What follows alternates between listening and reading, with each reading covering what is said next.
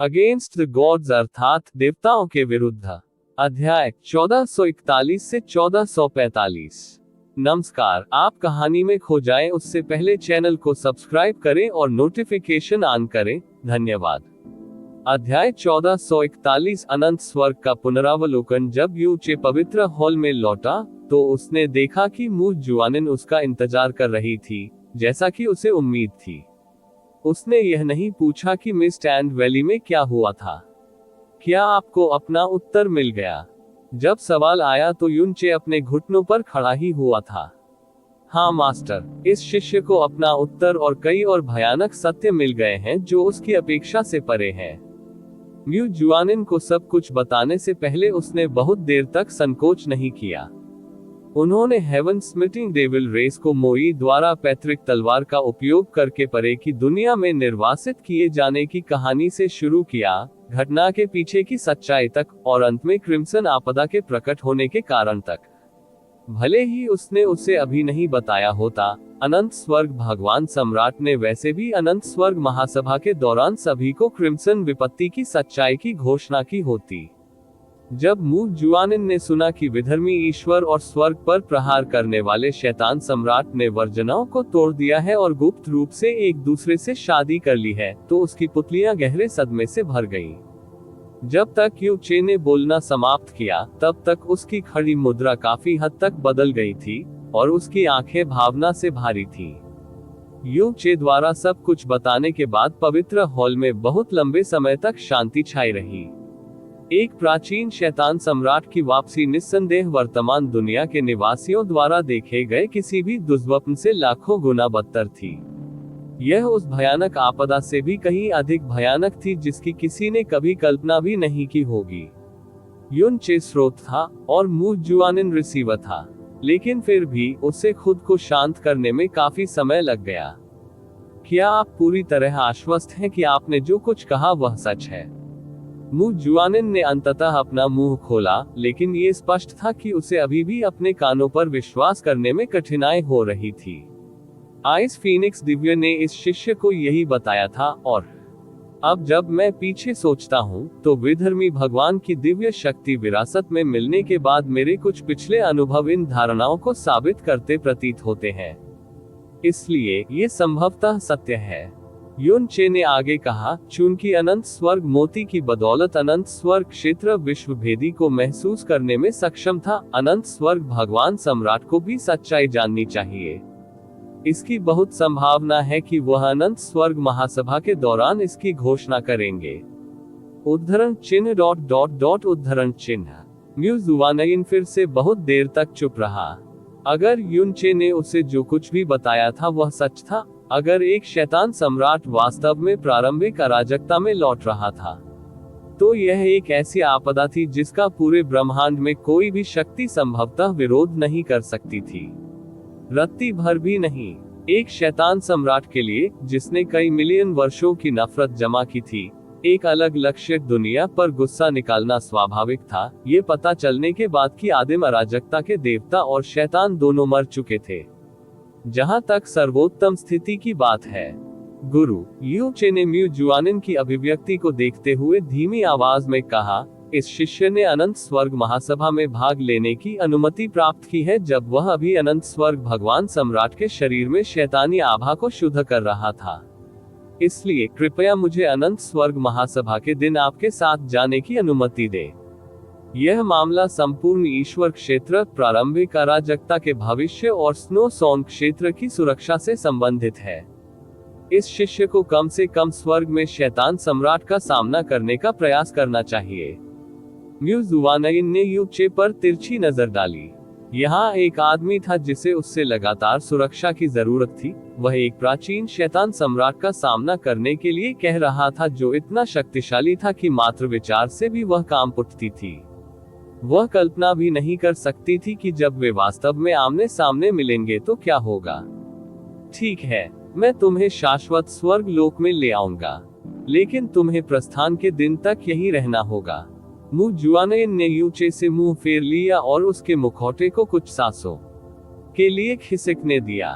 प्रारंभिक अराजकता के लिए एक शैतान सम्राट का आगमन निस्संदेह एक भयानक आपदा थी। पूरी दुनिया का भाग्य पलट जाएगा और कुछ भी पहले जैसा नहीं रहेगा। लेकिन यूचे और अकेले यूचे के लिए ये भाग्य बदलने का एक अवसर था, दुनिया की ही नहीं अपनी किस्मत की भी। यूनचे तभी खड़ा हुआ जब उसके मन में अचानक एक विचार आया। वह बिना सोचे ही बोल पड़ा, एक बात और है मालिक, स्वर्गीय नेदरफ्रॉस्ट पर वापस झील इस शिष्य ने को ढूंढ लिया है। जब उसने अपना मुंह खोला तो उसे पहले से ही अपनी जुबान फिसलने का पछतावा हो रहा था, और वह सचमुच अपना आखिरी वाक्य भी पूरा नहीं कर पाया था कि उसकी गलती की भयावहता उस पर हावी हो गई। मुजुआनिन, यूचे, आपने कुछ नहीं देखा क्या? आपने? म्यूजुआनिन ने अभी भी उसकी ओर मुड़कर नहीं देखा था, इसलिए जब उसने ये शब्द कहे तो यूनचे उसकी अभिव्यक्ति नहीं देख सकी। यूनचे ने जल्दी से उत्तर दिया, हाँ गुरु, इस शिष्य ने कुछ भी नहीं देखा। फिक्स्यू, म्यू फिक्स्यू अचानक प्रकट हुई और घुटनों के बल बैठ गई। शिष्य यहाँ है। यूनचे पर नजर रखें और सुनिश्चित करें कि वह इस हॉल से एक कदम भी दूर न जाए। यदि उसने मेरे आदेश का उल्लंघन करने का साहस किया तो तुम्हें उसकी टांगें तोड़ने की मेरी अनुमति है। उसके बाद उसकी बर्फीली आकृति धुंधली हो गई और पवित्र हॉल से बहुत दूर फिर से प्रकट हो गई। यूनचे ने अभी अभी उसे जो कुछ बताया था उसे पचाने में उसे काफी समय लगेगा। उद्धरण चिन्ह ... हाँ मास्टर। म्यू फिक्स्यू ने पवित्र हॉल में प्रवेश किया और यूनचे के बगल में बैठ गया। वे बहुत देर तक उसी तरह मौन रहे। दुनिया असाधारण रूप से शांत थी और हॉल के बाहर हवा और बर्फ की आवाज असाधारण रूप से स्पष्ट थी। यूनचे ने म्यू फिक्स्यू की प्रोफाइल पर एक नजर डाली। उसके पास एक उत्कृष्ट चेहरा, सफेद और मुलायम त्वचा थी और एक चमक थी जिसने उसकी विशेषताओं को इस तरह से रंग दिया था कि दुनिया की सबसे अच्छी पेंटिंग भी इसका वर्णन नहीं कर सकती थी, चाहे वह कहीं भी देखे। वह केवल मौन बैठी थी और फिर भी इसने उसे स्वर्गीय नेदरफ्रॉस्टनेक में एक गौरवान्वित, खिले हुए बर्फ के कमल की तरह दिखने से नहीं रोका, इतना परिपूर्ण कि उसकी उपस्थिति मात्र से किसी को भी उसके करीब जाने से रोका जा सकता था। यूनचे के होंठ हल्के से हिले जब उसने बर्फ तोड़ने के लिए कुछ सोचने की कोशिश की, लेकिन उसे आश्चर्य हुआ कि वास्तव में म्यू फिक्स्यू ने उसे देखने की पहल की और पूछा, आपको अपनी छोटी परी मिल गई है ना? एक उसके सवाल ने यूनचे को चौंका दिया। आप क्यों कहते हो कि ऐसा? इसलिए है क्योंकि आपका मुझे देखने का तरीका पहले से अलग है। यूनचे ने अपना मुंह थोड़ा खोला लेकिन बदले में कुछ नहीं कह सका। ऐसा लगता है कि मैं सही हूँ, म्यू फिक्स्यू ने फुसफुसाया। क्या हम सचमुच एक दूसरे के समान दिखते हैं? एमेन, यूनचे ने सिर हिलाया। दिखने के हिसाब से आप दोनों वास्तव में एक दूसरे के समान नहीं दिखते हैं, लेकिन व्यक्तित्व के अनुसार वह बिल्कुल अलग कहानी है। आप दोनों यह एहसास दिलाते हैं कि आप दिल तक बर्फ की एक सिल्ली हैं, और ऐसा लगता है मानो इतनी अद्भुत सुंदरता होने के बावजूद भावनाएं आपके लिए हमेशा एक विदेशी अवधारणा बनी रहेंगी। जब मैं आपसे पहली बार मिला, खासकर इसलिए क्योंकि सबसे पहले आपकी पीठ पर मेरी नजर पड़ी, ऐसे कई मौके आए जब मुझे लगा कि आखिरकार मुझे वह मिल गई है। वह चू यूचेन और उनकी बेटी से पहली बार मिलने के बारे में याद करने से खुद को नहीं रोक सका। उसके होठों का कोना अनजाने में मुस्कुराहट में बदल गया। म्यू फिक्स्यू ने जब उसके चेहरे पर छोटी लेकिन गंभीर मुस्कान देखी तो वह दूर हो गई, जो सब कुछ पिघलाने के लिए काफी गर्म लग रही थी। उसने धीरे से पूछा, अगर वह सचमुच उतनी ही ठंडी और हृदयहीन है जैसा आपने दावा किया था, तो वह आपकी छोटी परी कैसे बन गई? यह अच्छा सवाल है। यूनचे ने भावनात्मक रूप से आह भरते हुए पहले अपने हाथ अपने सिर के पीछे रखे और कहा, मुझे लगा कि मैं महिलाओं को पहले से ही बहुत अच्छी तरह से जानता हूँ, लेकिन बाद में मुझे एहसास हुआ कि एक महिला का दिल निस्संदेह दुनिया में सबसे कठिन चीज है। म्यू फिक्स्यू, उदाहरण के लिए, मुझे अभी भी समझ नहीं आया कि इल्यूसरी स्मोक सिटी में आप मुझे कैसे पहचान पाए। यूनचे ने म्यू फिक्स्यू की प्रोफाइल को बिना किसी रोक टोक के घूरना शुरू कर दिया, क्योंकि उसकी निगाहें उससे दूर हो गई थी। दुर्भाग्य से म्यू फिक्स्यू ने न केवल उसके अत्यधिक ध्यान पर कोई प्रतिक्रिया नहीं दी, बल्कि उसने तब से उससे बात भी नहीं की थी। हालांकि वहां केवल कुछ ही लोग थे जो लाल दरार के पीछे की सच्चाई को जानते थे, फिर भी शाश्वत स्वर्ग महासभा के दिन के करीब आते ही तनावपूर्ण माहौल ने पूरे पूर्वी दिव्य क्षेत्र को घेर लिया। यहाँ तक कि पश्चिमी दैवीय क्षेत्र और दक्षिणी दैवीय क्षेत्र भी हाल ही में पूर्वी दैवीय क्षेत्र में हो रहे परिवर्तनों के कारण अधिक से अधिक चिंतित हो रहे थे। जाहिर है, एक महान आयामी संरचना के निर्माण में राजा क्षेत्र और ऊपरी तारा क्षेत्र में हर संसाधन और जनशक्ति का निवेश करने के शाश्वत स्वर्ग भगवान सम्राट के निर्णय ने ये सुनिश्चित किया कि हर किसी का ध्यान शाश्वत पर दृढ़ता से चिपका रहे। स्वर्ग महासभा जो जल्द ही शुरू होने वाली थी, वास्तव में लुओ गुक्सी की स्नो सॉन्ग दायरे में घुसपैठ, लेकिन मू जुआनिन द्वारा निर्णायक रूप से पराजित होने और इस प्रक्रिया में उसका एक हाथ छीन लेने के कारण ईश्वर क्षेत्र में उतनी हलचल नहीं हुई जितनी होनी चाहिए थी। बेशक न तो जिया क्विंगयू शाश्वत स्वर्ग भगवान सम्राट और न ही शुई क्यानहेंग इस खबर को फैलाने की योजना बना रहे थे। लड़ाई में हारने वाली लुओ गुक्सी के मध्य साम्राज्य के राजा से अपनी हार की खबर दुनिया भर में फैलाने की संभावना भी कम थी, इसलिए ये खबर केवल एक छोटे वर्ग को ही पता चली। हालांकि इसे सभी से गुप्त रखना असंभव था। समय तेजी से बीत गया और अनंत स्वर्ग महासभा का दिन आखिरकार आ गया। हालांकि पूर्वी दैवीय क्षेत्र, पश्चिमी दैवीय क्षेत्र और दक्षिणी दैवीय क्षेत्र सभी को कुछ गड़बड़ी की आशंका थी, लेकिन उनमें से किसी को भी इस बात का अंदाजा नहीं था कि यह चौंकाने वाली विशाल बैठक थी, जिसमें पूर्वी दैवीय क्षेत्र के सभी दिव्य गुरुओं की भागीदारी की मांग की गई थी। सचमुच असंभव निराशा का मिलन था। यह एक ऐसी बैठक थी जहां दुनिया की सबसे मजबूत शक्तियां अंतिम संघर्ष करने के लिए एकत्रित हुई। कई साल पहले प्रोफाउंड गॉड कन्वेंशन के लिए स्थापित की गई आयामी संरचनाएं और स्टार टैबलेट लंबे समय से चले आ रहे थे, इसलिए आम सभा में भाग लेने वाले केवल अनंत स्वर्ग ईश्वर क्षेत्र की ओर ही जा सकते थे।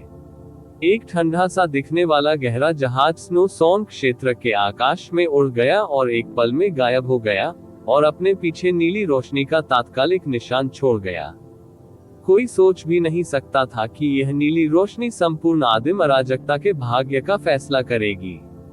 गहन संदूक स्नो सॉन्ग क्षेत्र से बाहर निकला और सीधे ब्रह्मांड में चला गया। असंख्य तारे तीव्र गति से गहरे जहाज के किनारों से होकर गुजर रहे थे। यदि उन्होंने इसके बजाय वैनिशिंग मून सेलेस्टियल पैलेस का उपयोग किया होता, तो वे केवल एक दिन के समय में शाश्वत स्वर्ग देव क्षेत्र तक पहुंच सकते थे।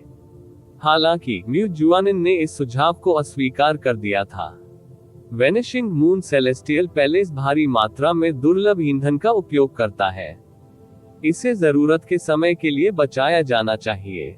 जिस बर्फ के गहरे जहाज पर वे सवार थे वह छोटा था, लेकिन ये बहुत तेज था क्योंकि इसे म्यू जुआनिन की शक्ति से बढ़ाया गया था। दूसरी ओर इसमें कुछ भी बोलने के लिए कोई आंतरिक स्थान नहीं था। जिस क्षण से उन्होंने अंतरिक्ष में प्रवेश किया, युनचे को ब्रह्मांड की भयंकर आंधी से निपटने में कठिनाई हो रही थी। जब तक उसे इसकी आदत पड़ी, तब तक उसकी हड्डियां लगभग नष्ट हो चुकी थी। म्यू जुआनिन ने न केवल उसकी मदद करने का कोई इरादा नहीं दिखाया, वह बर्फ के गहरे जहाज के सबसे सामने वाले हिस्से पर खड़े होकर आगे की ओर देखने के अलावा कुछ नहीं कर रही थी। उसने युनचे और उसकी दुर्दशा को पूरी तरह से नजरअंदाज कर दिया था। अनंत स्वर्ग का स्थान विशाल, सुंदर और रहस्यमय था। ये दूसरी बार भी था जब युनचे ने किसी तारा क्षेत्र की सीमाओं को छोड़ दिया था और व्यक्तिगत रूप से ब्रह्मांड में उड़ान भरी थी। ब्रह्मांड में उनकी पहली बार जिया क्विंगयू के साथ थी, लेकिन वे उस समय लुप्त चंद्रमा सेलेस्टियल पैलेस के अंदर थे। हालांकि इस बार वह बिना किसी सुरक्षा के ब्रह्मांड के हर हिस्से को महसूस कर रहा था। मास्टर युनचे अपने चारों ओर ब्रह्मांड के प्रवाह को नियंत्रण में रखते हुए मू जुआनिन की पीठ तक चला गया। इस शिष्य को एक प्रश्न पूछना है। क्या मेरे चले जाने के दौरान पूर्वी दिव्य क्षेत्र में विधर्मी ईश्वर की शक्ति का उत्तराधिकारी होने के बारे में कोई अफवाह हो रही है? मू जुआनिन ने पूछने से पहले थोड़ा भौहें चढ़ाई। आप क्यों पूछते हैं? युनचे ने उत्तर दिया, जब मैंने स्टार गॉड क्षेत्र में जबरदस्ती प्रवेश किया, तो मैंने अपने कार्यों के कुछ परिणामों को अपने दिमाग में डाल लिया था। उस समय heavenly origin star god to me को तुरंत पता चल गया था कि मेरे पास हेरेटिक गॉड की विरासत हो सकती है। हालांकि अब वह मर चुका है, लेकिन उस दिन मौजूद स्टार देवताओं और बुजुर्गों ने अभी भी सब कुछ स्पष्ट रूप से सुना है। उद्धरण चिन्ह उद्धरण चिन्ह। म्यू जुवानयन ने जवाब देने से पहले एक पल के लिए इस पर विचार किया। फिलहाल स्टार गॉड रियलम को इस बात का खुलासा होने से ज्यादा डर नहीं है कि दुष्ट शिशु दुनिया में क्यों जाग गया है। इसलिए वे केवल आपके जबरन प्रवेश और स्वर्गीय वध स्टार भगवान के साथ आपके रिश्ते के विवरण को छिपाने की पूरी कोशिश करेंगे, अन्यथा नहीं। मैंने पूर्वी दिव्य क्षेत्र में ऐसी किसी भी अफवाह के बारे में नहीं सुना है, तो शायद इसका मतलब यह है कि आपका रहस्य अभी तक उजागर नहीं हुआ है। यू चे ने सिर हिलाया। मैं देख रहा हूँ। मुझे लगता है कि अब इसका कोई महत्व नहीं है, यद्यपि दुनिया में हर किसी को जल्द ही इसका पता चल जाएगा। क्या आपने ये पता लगा लिया है कि स्वर्गीय रूप से हमला करने वाले शैतान सम्राट का सामना कैसे करना है? मू जुआनिन ने पूछा। युन चे ने सिर हिलाया, फिर तुरंत अपना सिर हिलाया। मुझे नहीं पता। शायद मेरी तैयारी पूरी तरह बेकार हो जाएगी। कोई भी भविष्यवाणी नहीं कर सकता कि आखिर आगे क्या होगा। तो अब और सोचने की कोई जरूरत नहीं है। म्यू जुवानयन की आवाज ठंडी हो गई। याद रखें, अनंत स्वर्ग क्षेत्र में प्रवेश करने के बाद आपको मेरा पक्ष छोड़ने की अनुमति नहीं है, और आपको निश्चित रूप से मुझसे परामर्श किए बिना कोई भी निर्णय लेने की अनुमति नहीं है। समझना। उद्धरण चिन्ह। हाँ मास्टर, यू चे ने आज्ञाकारी ढंग से उत्तर दिया। जब उन्होंने पहली बार शाश्वत स्वर्ग क्षेत्र में प्रवेश किया, तो म्यू बिंगयुन ही उनकी देखरेख के प्रभारी थे। हालांकि मु बिंगयुन अपने सख्त रूप के बावजूद वास्तव में एक सज्जन व्यक्ति थी। कई बार तो वह यू चे को रोकना बर्दाश्त नहीं कर पाती थी, भले ही उसने जानबूझकर कुछ किया हो। लेकिन म्यू जुआनयन म्यू बिंगयुन से अलग था। यू चे के मौजूद रहते हुए कुछ पागलपन भरा काम करना किसी चमत्कार से कम नहीं होगा। 3 दिन बाद विशाल द्वार जो शाश्वत स्वर्ग द्वार था और बादल भेदने वाली मीनार जो शाश्वत स्वर्ग टॉवर थी, अंततः उनकी दृष्टि में आ गई। जब बर्फ की गहराई वाला जहाज उतरा, तो युन चे म्यू जुआनयन के ठीक पीछे चला गया और उसने एक बार फिर अनंत स्वर्ग देव क्षेत्र में प्रवेश किया। रिपोर्ट अध्याय टिप्पणियां। अध्याय 1442 द्वेष 4 साल पहले युन चे उत्साह और उम्मीदों से भरा हुआ था जब वह शाश्वत स्वर्ग देव क्षेत्र में पहुंचा। आज उसके हृदय पर एक अनिर्वचनीय बोझ ही बैठ गया था। आप ऑडियो बुक्स 108 देख रहे हैं। धोखेबाजों से सावधान रहें।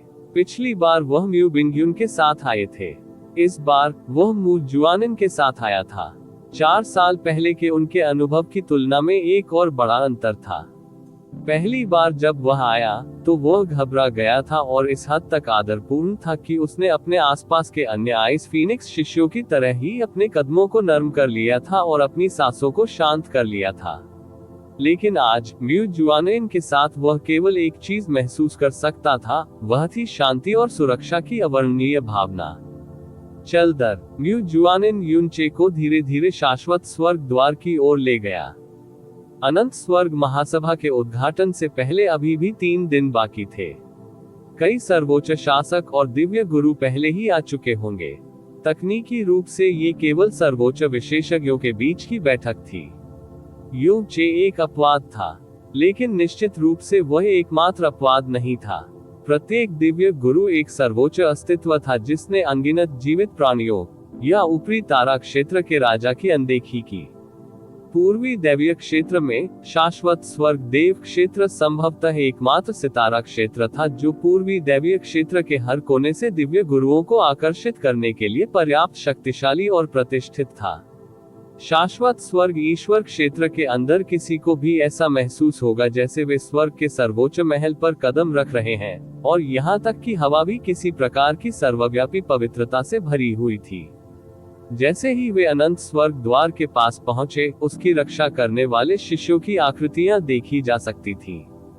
इसी समय युन चे ने बगल की ओर देखा और उसे अपनी दाहिनी ओर 2 आकृतियों की झलक मिली।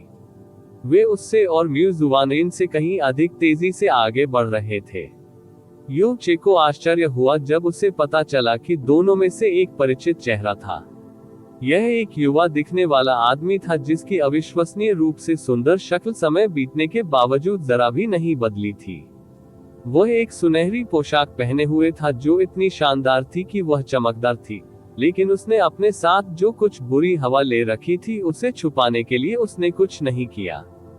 भले ही वह अनंत स्वर्ग ईश्वर क्षेत्र में खड़ा था, फिर भी उसकी आंखें शांत लेकिन अहंकारी थीं।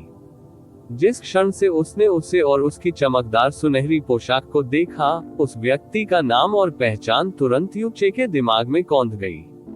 दिव्य मार्शल क्षेत्र के वू गुई के। वह इस नेक युवा मास्टर से पहले बहुत बार नहीं मिला था, लेकिन वे दोनों कुछ मायनों में एक दूसरे से गहराई से जुड़े हुए थे। आखिरकार वू गुई के महान उपकारी थे जिन्होंने उन्हें प्रोफाउंड गॉड कन्वेंशन के पहले 2 प्रारंभिक दौर में जीवित रहने में मदद की थी। एहसान का बदला चुकाने के लिए युन चे ने उसे केवल 7 त्वरित हमलों में गॉड कॉन्फर्ट स्टेज से बाहर कर दिया था। यदि वह गलत नहीं था, तो वू गुई के ठीक बगल में चील जैसी आंखों वाला प्रतिष्ठित दिखने वाला मध्यम आयु वर्ग का व्यक्ति शायद उसके पिता, दिव्य मार्शल क्षेत्र के राजा वू सानजुन थे। एक सेकंड रुको, वू गुई के अनंत स्वर्ग महासभा में भाग ले रहे हैं। क्या इसका मतलब यह है कि वह अनंत स्वर्ग दिव्य क्षेत्र में 3 सहस्राब्दियों की साधना के बाद एक दिव्य गुरु बन गया था? यू चे को अपनी अवाकता को छिपाना पड़ा। उसे नहीं पता था कि ऐसा इसलिए था क्योंकि शाश्वत स्वर्ग मोती बहुत अद्भुत था, या क्योंकि दिव्य मार्शल क्षेत्र के पूर्वजों को स्वर्ग का सौभाग्य प्राप्त हुआ था। लेकिन उसने ऐसा कभी नहीं सोचा होगा इस पीढ़ी के दिव्य मार्शल क्षेत्र को एक ही समय में 2 दिव्य गुरुओं द्वारा सुशोभित किया जाएगा। जब यू चे ने वू गुई के को देखा, तो वू गुई के ने भी उसे तुरंत देख लिया था। बाद वाले की निगाहें शांत हो गई क्योंकि उसकी अभिव्यक्ति अचानक काली पड़ गई, लेकिन एक पल बाद वू गुई के शांत हो गया और अपने गौरवान्वित स्वरूप में लौट आया। क्या ये कॉन्फर्ट गॉड बैटल का चैंपियन नहीं है जिसने 9 चरण के बिजली क्लेश को आकर्षित किया? यू चे, ये सोचना कि आप अभी भी जीवित हैं। वू गुई के का स्वर शांत था, लेकिन आधी संकीर्ण आंखें और चेहरे पर आधी मुस्कान स्पष्ट नियंत्रितता और अहंकार से भरी हुई थी। वह स्पष्ट रूप से ऐसा व्यवहार कर रहा था जैसे वह एक नीच जीवन शैली को देख रहा हो। वू सानजुन ने बगल की ओर देखा और युन चे को भी देखा। उसके चेहरे पर तुरंत एक हल्की सी उदासी उभर आई। ओह, युन चे ने ऐसा व्यवहार किया जैसे उसने वू गुई के को देखकर मुस्कुराने से पहले ही उसे खोज लिया हो। क्या ये दिव्य मार्शल क्षेत्र से युवा मास्टर वू है? कुछ साल हो गए चूंकि हमने आखिरी बार एक दूसरे को देखा था। क्या आप वह पहले से ही एक दिव्य राजा है? वू सानजुन ने मन ही मन बुदबुदाया क्योंकि इस खोज से उसका दिल कांप उठा। वू गुई के की भौहों का कोना हिल गया, लेकिन जब उसने एक वरिष्ठ के दृष्टिकोण से प्रशंसा की, तो ये तुरंत मुस्कुराहट में बदल गया। बुरा नहीं, बुरा नहीं। आप पहले से ही एक दिव्य राजा हैं। कॉन्फर्ट गॉड बैटल के चैंपियन के रूप में आपका खिताब वास्तव में योग्य है, लेकिन कितनी शर्म की बात है, कितनी शर्म की बात है। उसने व्यंग्यात्मक ढंग से आह भरते हुए अपना सिर हिलाया। क्या आप जानते हैं कि मैं इस समय किस लोक में हूँ?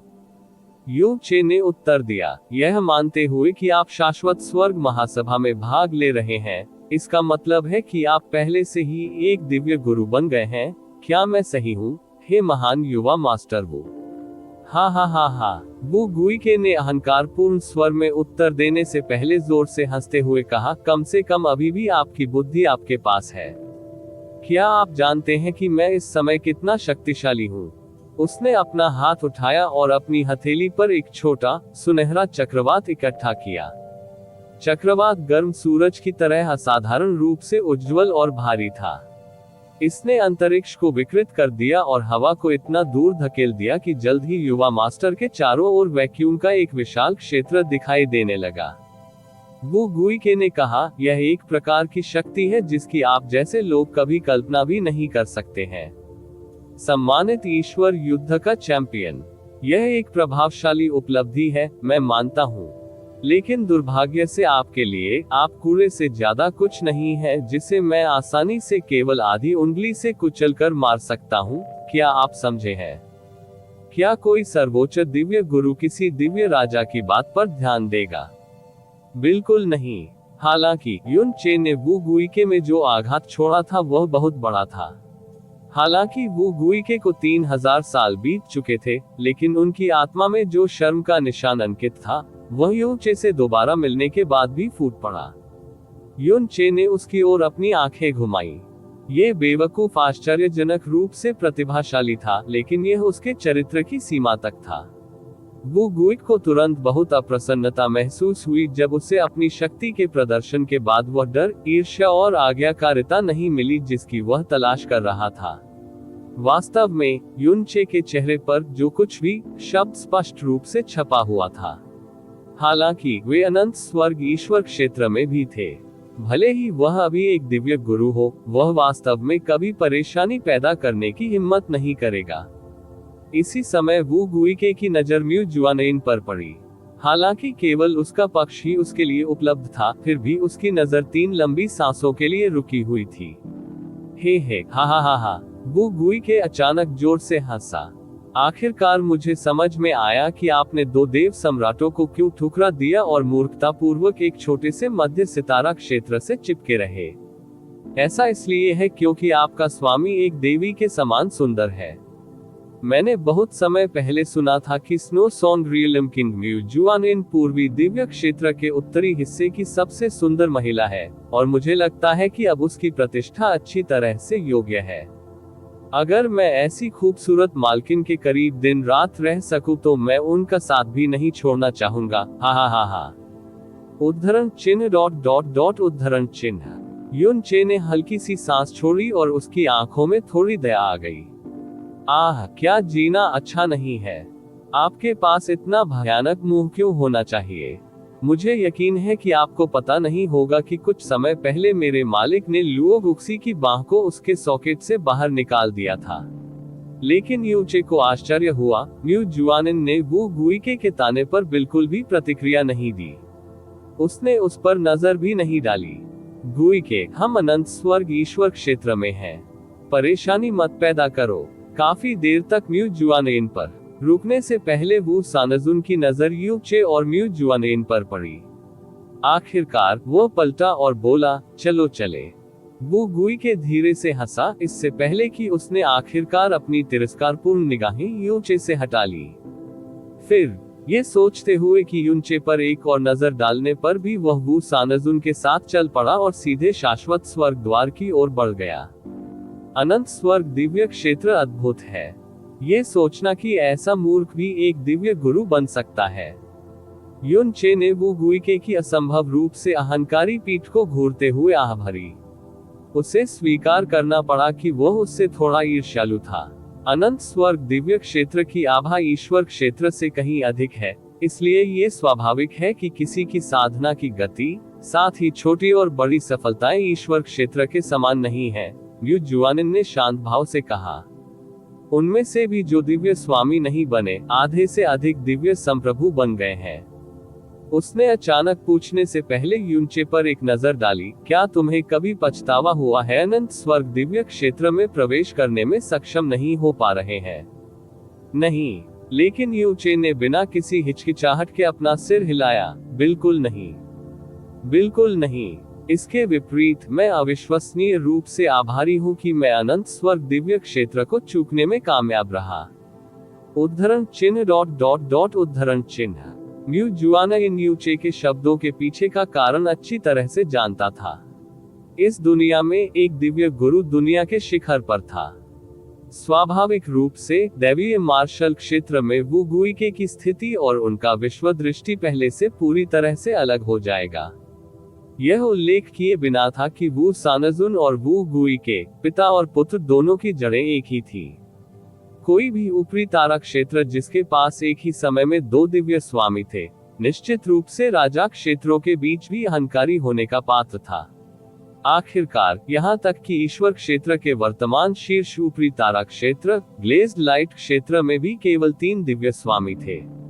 पिता और पुत्र की जोड़ी, वू सानजुन और वू गुई के, उसके बाद गुरु और शिष्य की जोड़ी म्यू जुआनिन और यू चे जल्दी से शाश्वत स्वर्ग द्वार पर पहुंचे। गेट की रखवाली करने और मेहमानों का स्वागत करने के लिए जिम्मेदार शिष्य ने एक अच्छा कदम आगे बढ़ाया और दोनों वू की ओर थोड़ा झुका। आपका स्वागत है, दिव्य मार्शल क्षेत्र से सम्मानित मेहमानों का स्वागत है। लेकिन इससे पहले कि वह अपनी बात समाप्त कर पाता, अचानक उसकी नजर उन दोनों के पीछे मू जुआनिन और युन चे पर पड़ी और वह वाक्य के बीच में ही रुक गया। फिर दैवीय मार्शल क्षेत्र के दो महान दिव्य गुरुओं को नजरअंदाज करते हुए उसने उनके बीच की जगह को काट दिया और तुरंत म्यू जुआनिन और यू चे के सामने रुक गया। उन्होंने आदरपूर्वक झुककर प्रणाम करते हुए पूछा, क्या आप क्षेत्र के राजा जुवानइन और स्नो सॉन्ग क्षेत्र के युवा मास्टर यू चे सम्मानित अतिथि हैं? वू सानजुन और वू गुई के ने असमंजस में उनकी ओर देखा। म्यू जुआनिन ने थोड़ा सिर हिलाया और उत्तर दिया, हम हैं। अनंत स्वर्ग के शिष्य की पीठ तुरंत नीचे झुक गई। यह मेहमानों के स्वागत के लिए जिम्मेदार शिष्य कोंग लिंग जी है। मैं तुम दोनों का इंतजार कर रहा था। कृपया मेरे प्रभु का स्वागत करने के लिए तुरंत मुख्य हॉल में जाएं। इस तरह फिर उसने मू जुआनिन और युन चे को अंदर जाने की अनुमति देने के लिए रास्ता खोल दिया। उसकी पीठ अभी भी 90 डिग्री पर झुकी हुई थी। मू जुआनिन ने आगे बढ़ने से पहले थोड़ा सिर हिलाया। ये जोड़ी स्तब्ध वू सानजुन और वू गुई के पास से गुजरी और शाश्वत स्वर्ग द्वार में प्रवेश कर गई। कोंग लिंगजी तेजी से उनके पीछे चले गए। स्पष्ट रूप से दोनों सम्मानित अतिथियों को व्यक्तिगत रूप से मुख्य हॉल में ले जाने का इरादा था। इटर्नल हेवन गेट से गुजरने के बाद ही उसे वो पिता और पुत्र की जोड़ी याद आई। वह पीछे मुड़ा और बोला, कृपया दिव्य मार्शल क्षेत्र के सम्मानित अतिथियों भी आए। उसके बाद उन्होंने म्यू जुआनिन और यू चे को पकड़ लिया और वू सानजुन और वू गुई के को पूरी तरह से नजरअंदाज कर दिया।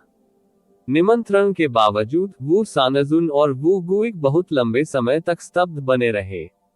ये लगभग वैसा ही था जैसे उन्होंने दिन के उजाले में कोई भूत देखा हो। शाश्वत स्वर्ग ईश्वर क्षेत्र में प्रवेश करने के बाद म्यू जुआनिन और यू चे को अतिथि प्राप्त शिष्य कोंग लिंगजी द्वारा मुख्य हॉल में ले जाया गया। यहीं पर उनकी मुलाकात शाश्वत स्वर्ग भगवान सम्राट से हुई। Snow song realm king you चे, आप आ गए। शाश्वत स्वर्ग भगवान सम्राट अपने स्थान से उठे और जब उन्होंने उन्हें देखा तो मुस्कुराते हुए उनका स्वागत किया। सलाम के बाद युन चे ने पूछा, क्या आपने इस जूनियर को अपने अंदर की शैतानी आभा को शुद्ध करने के लिए जानबूझकर बुलाया है, सीनियर? हे, वह मेरी मूल योजना थी।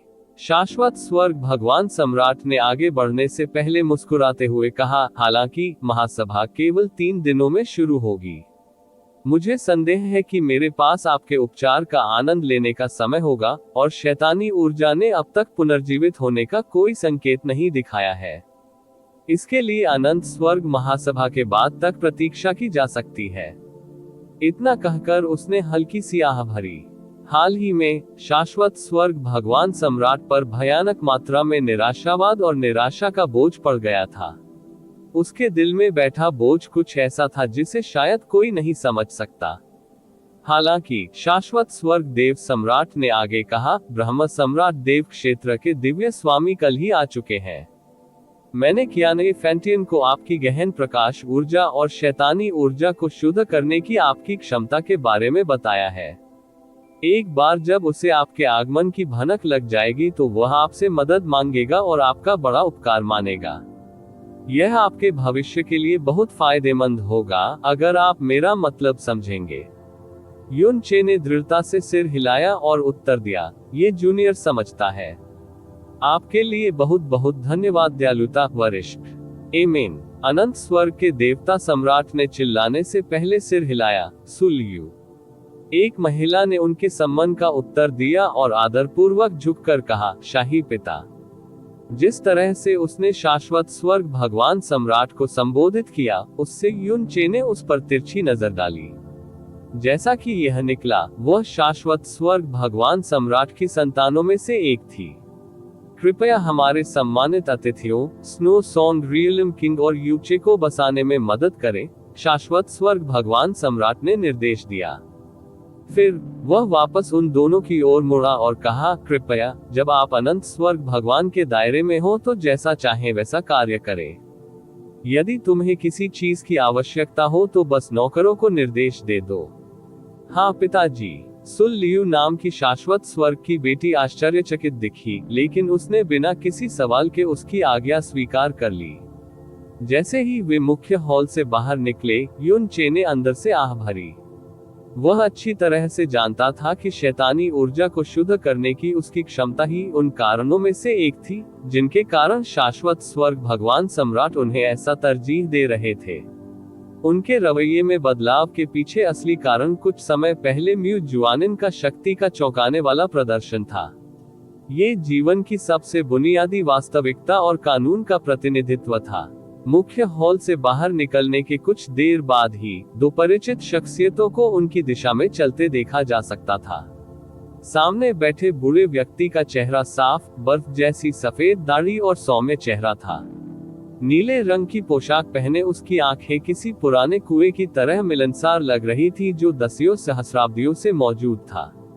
अपने हाथों को अपनी पीठ के पीछे रखते हुए और अपनी दाढ़ी तथा कपड़ों को हवा में थोड़ा नाचते हुए, वह एक प्राचीन अमर की तरह लग रहा था जिसने कभी कभी धर्मनिरपेक्ष दुनिया का दौरा किया था। उसके बगल वाली महिला की सुंदर भौहें और तारों जैसी दो आंखें थीं।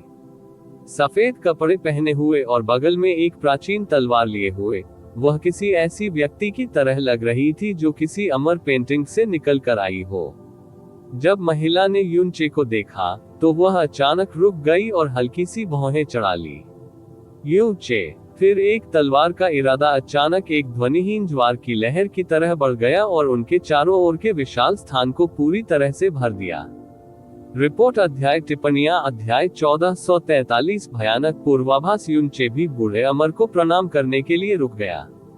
आइस फीनिक्स शिष्य यू चे वरिष्ठ तलवार संप्रभु का स्वागत करता है।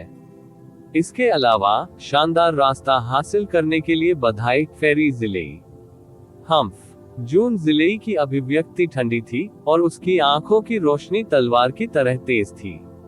आपका निष्ठाहीन शिष्टाचार अनावश्यक है, यू चे। मैं 3 सहस्राब्दी पहले का कर्ज जरा भी नहीं भूला हूँ। 3 सहस्राब्दी पहले का कर्ज? कौन सा कर्ज? युन चे ने हैरान होकर पूछा। जिस दिन से हम स्नो सॉन्ग क्षेत्र में मिले थे उस दिन से लेकर जिस दिन तक हम गॉड कॉन्फिड बैटल में लड़े थे, हम कुल मिलाकर केवल 3 बार ही आमने सामने मिले हैं, है ना? आप किस कर्ज की बात कर रहे हैं? अचानक उसकी आंखें चमक उठी और उसने एहसास की ओर देखा। क्या आप उस बर्फ के वस्त्र का जिक्र कर रहे हैं जो मैंने आपको उस समय उपहार में दिया था? यू चे और जून जिलेई के बीच लड़ाई के दौरान अपमानित जून जिलेई ने अपनी जान जोखिम में डालने और नामहीन तलवार का बल प्रयोग करने का फैसला किया था।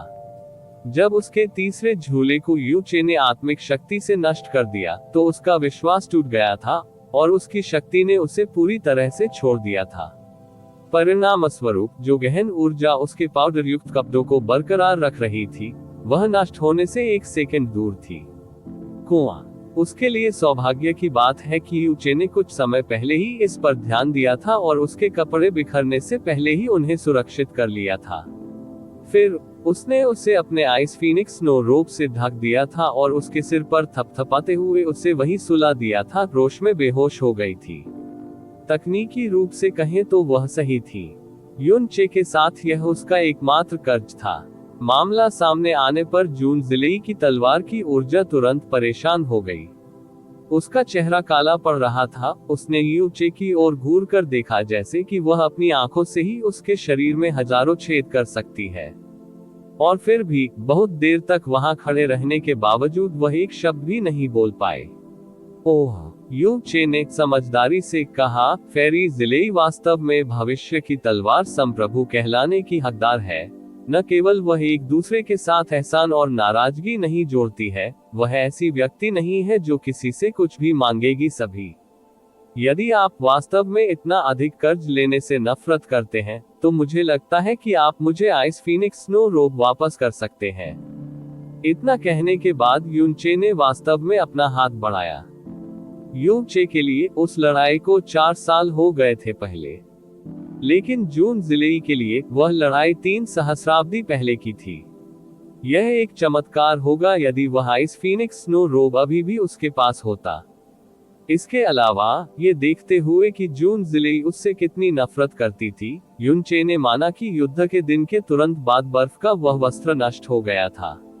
जैसा कि कहा जा रहा है, बर्फ का वस्त्र युन चे द्वारा जून जिलेई पर किया गया एक उपकार था।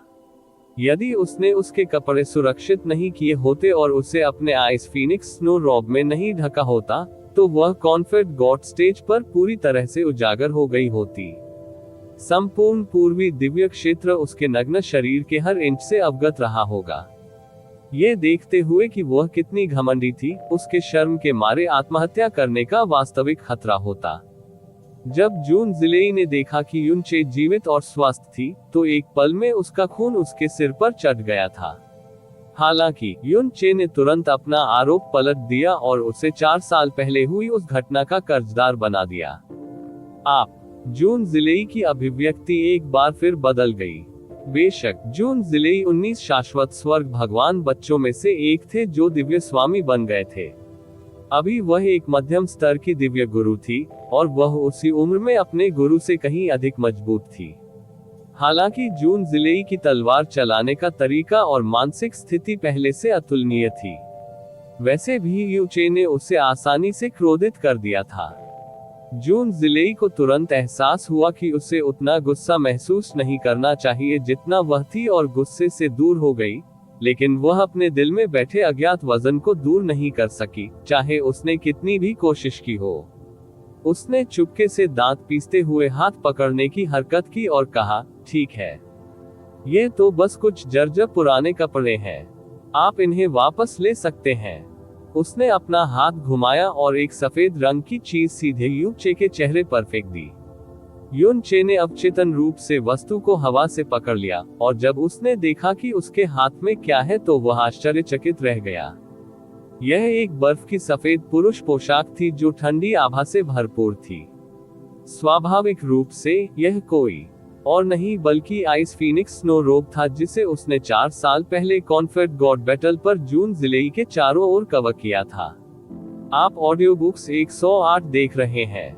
धोखेबाजों से सावधान रहें। चूंकि वह म्यू जुआनिन का प्रत्यक्ष शिष्य था, उसका आइस फीनिक्स स्नो रोब अन्य सभी आइस फीनिक्स शिष्यों से अलग था। नकल करना भी नामुमकिन था।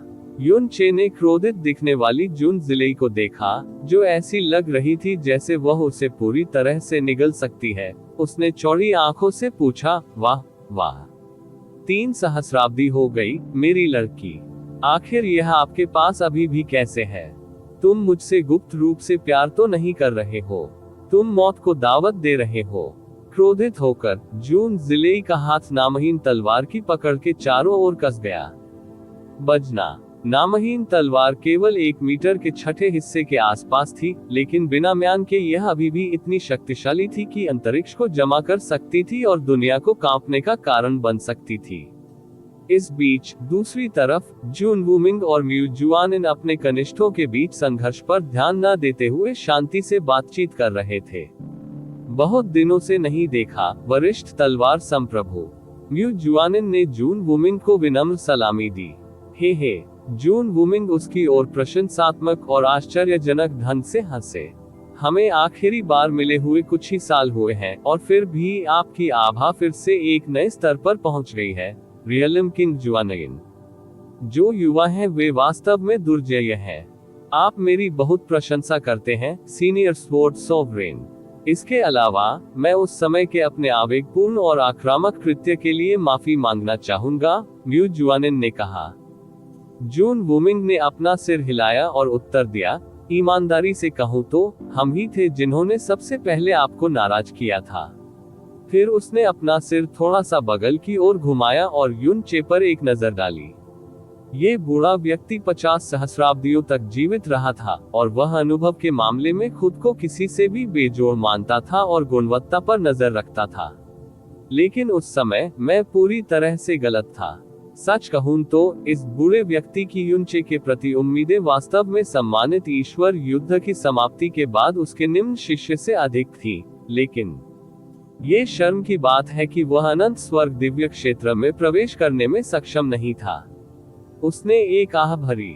म्यूजुआनइन ने उत्तर दिया, यह उसका भाग्य है, और यह अभी भी छिपा हुआ आशीर्वाद हो सकता है। एमेन। जुन वुमिंग ने विलाप करने से पहले सिर हिलाया। स्नो सॉन्ग क्षेत्र की वह घटना याद करने लायक शर्मनाक बात है, लेकिन मुझे ये स्वीकार करना होगा कि यह मेरे निम्न शिष्य के लिए फायदेमंद था, खासकर ये देखते हुए कि यही वह दिन था जब इन दो युवाओं ने आगे असीमित भविष्य के साथ वे एक दूसरे से जुड़ गए। कौन जानता है, ये भविष्य में एक रोमांटिक कहानी भी बन सकती है। हो मुजुआनिन। दोनों तभी पीछे मुड़े जब जून जिलेई इतनी क्रोधित हो गई कि उसने नामहीन तलवार निकाल ली। जून वुमिंग ने हल्के से तलवार की नोक पर उंगली उठाए और उसे वापस म्यान में धकेल दिया। फिर उसने यूचे पर एक नजर डाली और फिर अपने शिष्य की ओर आधा मुस्कुराते हुए कहा, लेर, असभ्य मत बनो। अपनी तलवार का क्षेत्र पूरा करने के बाद आप अपने आप को इस तरह नियंत्रण खोने की अनुमति कैसे दे सकते हैं? जून जिलेई ने अपना सिर नीचे किया, 2 कदम पीछे हटी और अपने गुरु से खेदपूर्वक माफी मांगी। हाँ, ये शिष्या अपनी गलती स्वीकार करती है। अनंत स्वर्ग दिव्य क्षेत्र में 6 शताब्दियां बीतने तक जून जिलेई पहले से ही एक दिव्य गुरु थे। तलवार के रास्ते के लिए उसका दिल ब्लेड की तरह तेज हो जाने के बाद उसका अनडिस्ट्रैक्टेड स्वॉर्ड डोमेन भी पूरी तरह से नए स्तर पर पहुंच गया था। लेकिन किसी कारण से वह यूचे के सामने खुद को शांत नहीं रख सकी। अपने खुद के नियंत्रण खोने से सदमे में जून जिलेई ने तुरंत खुद को शांत कर लिया और कुछ ही समय में अपने तलवार के दिल को साफ कर लिया। लेकिन फिर यूचे ने कहा, आप बिल्कुल सही हैं, सीनियर स्वॉर्ड सॉवरेन। 4 साल पहले वह सिर्फ एक छोटी लड़की थी जो अभी तक बड़ी नहीं हुई थी, इसलिए उसका घमंडी, अभिमानी और चिड़चिड़ा होना समझ में आता है। लेकिन अब वह 3000 साल की हो गई है और वह अभी भी थोड़े से उकसावे पर खूनी हत्या चिल्ला रही है। %, तुम मर चुके हो, यूचे। यह ऐसा था जैसे किसी ने उसके खाली तलवार वाले दिल में एक फूटता हुआ ज्वालामुखी भर दिया हो। नामहीन तलवार जोर से अपनी म्यान से बाहर निकली, और अगर जून वुमिंग ने उसे समय पर नहीं रोका होता तो अगले ही पल में यूचे के टुकड़े टुकड़े हो गए होते। सांस। जून वुमिंग ने कठोर स्वर अपनाने से पहले जून जिलेई की गहन ऊर्जा को पूरी तरह से दबा दिया। लेया। जून जिलेई ने अपने दांत पीस लिए और एक निश्चित व्यक्ति की ओर घूर कर देखा, जो बिजली की गति से म्यूजुआनिन के पीछे से चकमा दे गया था। अपने जीवन में अब तक जुटाई गई अपनी सबसे बड़ी इच्छाशक्ति से अपने गुस्से को दबाने के बाद उसने जोर से एक हंसी निकाली और यूचे की ओर पीट कर ली, जिससे वह पूरी तरह से उसकी नजरों से दूर हो गया। जून वुमिंग ने मुजुआनिन की ओर एक बार सिर हिलाने से पहले उत्साह से अपना सिर हिलाया। फिर वह भी पलटा और उन्हें अलविदा कहा। ठीक है, हम जा रहे हैं। अरे, 1 सेकंड रुको, अचानक यूचे बोला और आइस फीनिक्स स्नो रोब जून जिली ने उसके चेहरे पर फेंक दिया था। मैं हाल ही में थोड़ा बड़ा और लंबा हो गया हूँ, इसलिए यह बर्फ का वस्त्र अब मेरे आकार में फिट नहीं बैठता है। इससे भी महत्वपूर्ण बात यह है कि मैं अपना दिया हुआ उपहार कभी वापस नहीं लेता, इसलिए बेहतर होगा कि आप इसे अपने पास रखें। ये कहने के बाद उसने आइस फीनिक्स स्नो रॉब को जून जिलेई के पास वापस भेज दिया। जून जिलेई ने बिना पलटे ठंडे स्वर में उत्तर दिया, तुम्हारे जर्जर कपड़े कौन चाहता है? लेकिन जून वुमिंग ने हंसने से पहले कोमल गहन ऊर्जा की एक गेंद के साथ बर्फ के वस्त्र को पकड़ लिया। उपहार के लिए धन्यवाद युवा मित्र। ये बूढ़ा इसे अपने निम्न शिष्य की ओर से प्राप्त करेगा। यूचे, ओह, आइए हम 3 दिनों में अनंत स्वर्ग महासभा में फिर से मिलें। जून वुमिंग मुस्कुराए और उसके बाद जून जिलेई के साथ चले गए। यूचे की आंखें 1 सेकंड के लिए खाली हो गईं जब उसने जून वुमिंग की पीछे हटती आकृति को देखा। वह समझ सकता था कि जून वुमिंग लगभग अपने जीवन काल के अंत में थी। ओह, यूचे ने खुद से बुदबुदाने से पहले हल्की सी सांस छोड़ी। मुझे विश्वास नहीं हो रहा है कि वह थोड़ा भी नहीं बदली है, भले ही उसे 3 सहस्राब्दियां हो गई हो। मुझे भविष्य में उससे दूर रहना चाहिए। म्यू जुवानयिन ने उदासीनता से टिप्पणी करने से पहले उस पर एक नजर डाली। मैं देख रहा हूं कि आप बड़ी उम्र की महिलाओं को बहुत नापसंद करते हैं। बाद में एक खाली दृष्टि से यू चे ने ढोल की खड़खड़ाहट की तरह तेजी से अपना सिर हिलाया। No no no no no no no no no no no no, बिल्कुल बिल्कुल नहीं। ये शिष्य बस उस भयानक स्वभाव वाले छोटे तलवार शासक को नापसंद करता है। उसका बिल्कुल भी कोई मतलब नहीं है और वह निश्चित रूप से नफरत नहीं करता। आह मास्टर, मेरी प्रतीक्षा करो। इससे पहले कि युन चे अपनी बात पूरी कर पाता म्यू जुआनिन बहुत दूर चला गया था। वह तेजी से उसके पीछे पीछे चला। अनंत स्वर्ग ईश्वर क्षेत्र में किसी अन्य स्थान पर जिया क्विंग्यू एक मेज के पीछे बैठकर शाश्वत स्वर्ग का ग्रंथ पढ़ रही थी। उसकी निगाहें केंद्रित थी और उसका चेहरा बिना मेकअप के था, फिर भी वह सुबह के बादलों की बर्फ की तरह सुंदर लग रही थी। कमरे में असंभव रूप से सन्नाटा था, शायद इसलिए क्योंकि चारों ओर एक अवरोध स्थापित किया गया था और वह इतनी शांत लग रही थी कि ऐसा लग रहा था मानो वह किसी उत्कृष्ट पेंटिंग का कोई पात्र हो। जैसे ही उसकी उंगलियां पन्नों पर पलटी, उसने अपनी बैठने की मुद्रा को थोड़ा बदल दिया। उसके बैंगनी कपड़ों ने अनजाने में उसके पेट के ऊपर अस्वाभाविक रूप से भरे हुए उभारों को ढक लिया। ये केवल एक पल के लिए ही रहा, लेकिन यह आकाश में एक गोल चंद्रमा की तुलना में अधिक परिपूर्ण था। इसी समय एक बर्फीली, नाजुक दिखने वाली लड़की जिया क्विंग्यू के सामने झुकने से पहले चुपचाप कमरे में दाखिल हुई। क्षेत्र के राजा जुवानयिन और यू चे शाश्वत स्वर्ग क्षेत्र में आ गए हैं, मास्टर। एमेन। जिया क्विंग्यू ने धर्मग्रंथ को अपने हाथों में रख लिया और ऊपर देखा। जैसे ही उसने कहा, उसकी आंखों में एक अदृश्य बैंगनी चमक चमक उठी। लगभग यही वह समय है जब मैंने भविष्यवाणी की थी कि वे दिखाई देंगे। लियान्यू, आप अगले कुछ दिनों तक व्यक्तिगत रूप से उनकी रक्षा करेंगे। अगर कुछ भी होता है तो मुझे तुरंत ध्वनि प्रसारण भेजें। हाँ, लड़की ने उसका आदेश स्वीकार कर लिया और एक छोटा कदम आगे बढ़ाया। फिर उसने दोनों हाथों से एक नाजुक बैंगनी क्रिस्टल पकड़ लिया। यहाँ नवीनतम जानकारी मौजूद है, मास्टर। जिया क्विंग्यू ने धीरे से बैंगनी क्रिस्टल उठाया और उसे अपने हाथ में पकड़ लिया। बाद में एक बैंगनी चमक के साथ क्रिस्टल के अंदर मौजूद सारी जानकारी उसके दिमाग में प्रवेश कर गई थी। तुम जा सकते हो। लियान्यू अब छुट्टी ले लेगी। लड़की ने मुड़ने से पहले 2 कदम पीछे खींचे, लेकिन अचानक जिया क्विंग्यू ने उसे पुकारा, रुको। लड़की तुरंत अपनी जगह रुक गई और वापस अपने मालिक के पास चली गई। आपके पास और क्या निर्देश हैं, मास्टर? उद्धरण चिन्ह उद्धरण चिन्ह। जिया क्विंग्यू थोड़ी सी भौं के साथ खड़ी हुई और लियान्यू तक चली गई। वह नाजुक नौकरानी से पूरी तरह ऊंची थी। हाल ही में ड्रैगन गॉड दायरे में हो रहे पारिवारिक नरसंहार की जांच करने का आदेश भेजे, विशेष रूप से पहली घटना का समय और स्थान। यदि संभव हो तो पुरुषों से कहें कि वे ऊर्जा के निशान खोजने के लिए हर संभव प्रयास करें।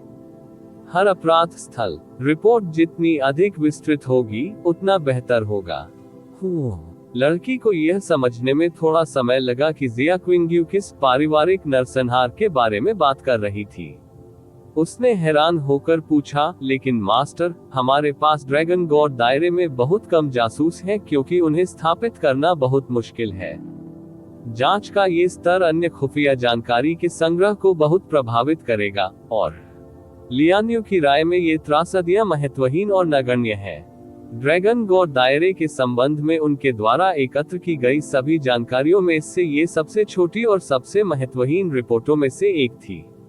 ये वहां केवल इसलिए था क्योंकि यह तब हुआ था जब वे खुफिया जानकारी एकत्र कर रहे थे।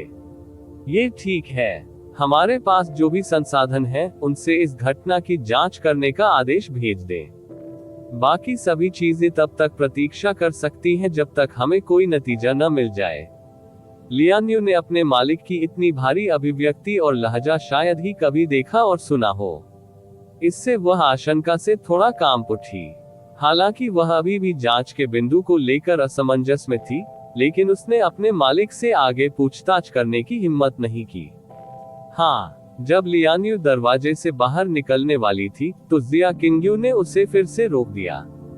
लियान्यू, उसने पूछा, 1 साल पहले ब्रह्मा स्वर्ग भगवान सम्राट और शाश्वत स्वर्ग भगवान सम्राट दुष्ट शिशु शैतानी ऊर्जा को ठीक करने के लिए ड्रैगन रानी की मदद मांगने के लिए ड्रैगन भगवान क्षेत्र में गए थे। हालांकि उन्हें ड्रैगन मोनाक ने ठुकरा दिया था। क्या हमें यकीन है कि जिसने उन्हें ठुकराया वह ड्रैगन मोनाक था, न कि खुद ड्रैगन क्वीन? हाँ, लियान्यू ने जवाब देने से पहले एक पल के लिए सोचा। यह अफवाह है कि ड्रैगन क्वीन एकांत खेती में चली गई थी और किसी को भी उससे मिलने की अनुमति नहीं थी। यही कारण है कि ड्रैगन मोनाक को अपनी ओर से सभी मेहमानों को अस्वीकार करने वाला व्यक्ति बनना पड़ा। क्या हमें ये भी यकीन है कि समसारा की निषिद्ध भूमि के चारों ओर नया अवरोध स्वयं ड्रैगन सम्राट द्वारा रखा गया था? जिया क्विंग्यू ने फिर से पूछा। हाँ, इस बार लियान्यू ने बिना किसी हिचकिचाहट के सिर हिलाया। क्योंकि ड्रैगन क्वीन अचानक एकांत खेती में चली गई, ड्रैगन मोनाक ने एक सार्वजनिक घोषणा की कि किसी को भी समसारा की निषिद्ध भूमि के 1500 किलोमीटर के भीतर नहीं जाना है। ये दिखाने के लिए कि वह गंभीर है, उसने स्वयं समसारा की निषिद्ध भूमि के चारों ओर एक विशाल अवरोध भी बनाया। ड्रैगन गॉड दायरे में यह कोई रहस्य नहीं है। उद्धरण चिन्ह ... तुम जा सकते हो। लियान्यू के चले जाने के बाद जिया क्विंग्यू चेहरे पर गहरी उदासी के साथ उसी स्थान पर खड़ी रही। बीते समय के लिए इस वर्ष पूरे ड्रैगन गॉड दायरे में दर्जनों पारिवारिक नरसंहार हुए थे। एक ही रात में पूरे परिवारों का सफाया हो गया, बिना कोई लाश छोड़े, जिनमें कई कुलीन परिवार भी शामिल थे। मृतकों में सबसे बड़े परिवार की संख्या लगभग 3 लाख लोगों की थी। वैसे भी वे सभी एक ही रात में खत्म हो गए थे। आप ऑडियो बुक्स 108 देख रहे हैं। धोखेबाजों से सावधान रहें। हालांकि किसी को नहीं पता था कि हत्यारा कौन था, क्योंकि अपराध स्थल पर एक भी सुराग नहीं छोड़ा गया था। इन त्रासदियों में छोटे परिवार और बड़े संप्रदाय दोनों शामिल थे। हत्याओं का समय और स्थान पूरी तरह से यादृच्छिक थे और उनका दुश्मन भी एक ही नहीं था। हालांकि सभी पीड़ितों के बीच एक समान बात थी। उन सभी का पारिवारिक उपनाम एक ही था, यू। एक लंबी चुप्पी के बाद जिया क्विंग्यू ने आखिरकार अपने पैर हटा लिए और वापस अपनी मेज के पीछे बैठ गई। हालांकि उसका अब पढ़ने का मूड नहीं था। उसने अपना हाथ अपने माथे पर दबाया और धीरे से आह भरी। मुझे आशा है कि मैं बहुत ज्यादा सोच रहा हूँ। रिपोर्ट अध्याय टिप्पणियां। अध्याय 1444 कियानए का निमंत्रण। शायद यह इस जगह की आभा थी, लेकिन युनचे जब से शाश्वत स्वर्ग क्षेत्र में कदम रखा था तब से वह असाधारण शांति महसूस कर रहा था। म्यू जुआनिन को देखते हुए वह कहीं भी नहीं जा सकता था, इसलिए उसने बस आंगन में पत्थर की कुर्सी पर अपने हाथों को अपने सिर के पीछे रखकर लेट गया और इत्मीनान से समय का आनंद लिया। कभी कभी वो म्यू जुआनिन के कमरे या आकाश के पूर्व की ओर चमकते हुए लाल तारे पर नजर डालता था। वे अब आइस फीनिक्स दिव्य प्राणी द्वारा बताई गई समय सीमा से अधिकतम 10 या उससे अधिक दिन दूर थे। उसने सोचा कि जब आखिरकार समय आएगा तो क्या होगा। मुझे ब्लू पोल स्टार छोड़े हुए आधे महीने से अधिक समय हो गया है। मुझे आशा है कि प्रस्थान से ठीक पहले मैंने जो हल्की गहन ऊर्जा छोड़ी थी वह घर पहुंचने तक कायम रहेगी। हल्की गहन ऊर्जा की बात करते हुए मुझे आश्चर्य है कि शेनशी क्या कर रही है और वह अचानक एकांत साधना में क्यों चली गई। जब मैंने समसारा की निषिद्ध भूमि छोड़ी तो वह काफी निराश लग रही थी। मुझे आश्चर्य है कि क्या वह अब भी नाराज है। युनचे का दिमाग हर जगह घूम रहा था जब अचानक आंगन का दरवाजा जोर के धमाके के साथ खुल गया। युनचे ने भौहें चढ़ा ली और बगल की ओर देखा। हल्के सुनहरे गहरे रंग के कपड़े पहने 2 आदमी प्रवेश द्वार से उसकी ओर बढ़ रहे थे। बाईं ओर वाला व्यक्ति एक अधेड़ उम्र का व्यक्ति था जिसके चेहरे पर कठोर भाव थे। दाहिनी ओर वाला व्यक्ति बहुत छोटा लग रहा था, जिससे यह आभास हो रहा था कि वह केवल 20 वर्ष या उसके आसपास का था। उनकी निगाहें सौम्य और संयमित लग रही थी। उनमें से कोई भी कोई गहरी ऊर्जा प्रकट नहीं कर रहा था, लेकिन जगह का माहौल काफी हद तक बदल गया था। दोनों व्यक्तियों ने अपने सिर ऊंचे कर रखे थे और उनकी निगाहें गर्व और उदासीनता से भरी थीं। यह कोई ऐसा मोर्चा नहीं था जिसे वे जानबूझकर यूचे के लिए पेश कर रहे थे। वे बस बादलों के पार से सभी सांसारिक प्राणियों को देखने के आदी हो गए थे। यू चे की भौहें थोड़ी सिकुड़ गईं। तथ्य यह है कि इन दोनों लोगों ने शाश्वत स्वर्ग क्षेत्र में मौजूद होने के बावजूद अपने अहंकार को थोड़ा भी नहीं छिपाया था। ये सबूत था कि वे कोई सामान्य लोग नहीं थे। दोनों ने तुरंत यूचे को अपनी कुर्सी पर देखा और अधेड़ उम्र के व्यक्ति ने ठंडे स्वर में कहा, क्या आप यूचे हैं? मैं हूँ। आप कौन है? युन चे ने मन ही मन अधेड़ उम्र के व्यक्ति की आलोचना करते हुए पूछा, कैसा निरर्थक प्रश्न है। क्या पूरे ईश्वर क्षेत्र में कोई है जो मुझे नहीं जानता? हालांकि दोनों ने यूचे के सवाल का जवाब नहीं दिया। मध्यम आयु वर्ग के व्यक्ति ने अपना उद्देश्य प्रकट करने से पहले धीरे से कहा, हम ब्रह्मा स्वर्ग भगवान सम्राट के आदेश के तहत ब्रह्मा सम्राट दिव्य दूत हैं। हमें आदेश दिया गया है कि हम तुम्हें देव सम्राट के पास लाएं ताकि उसके शरीर की शैतानी शक्ति को शुद्ध किया जा सके।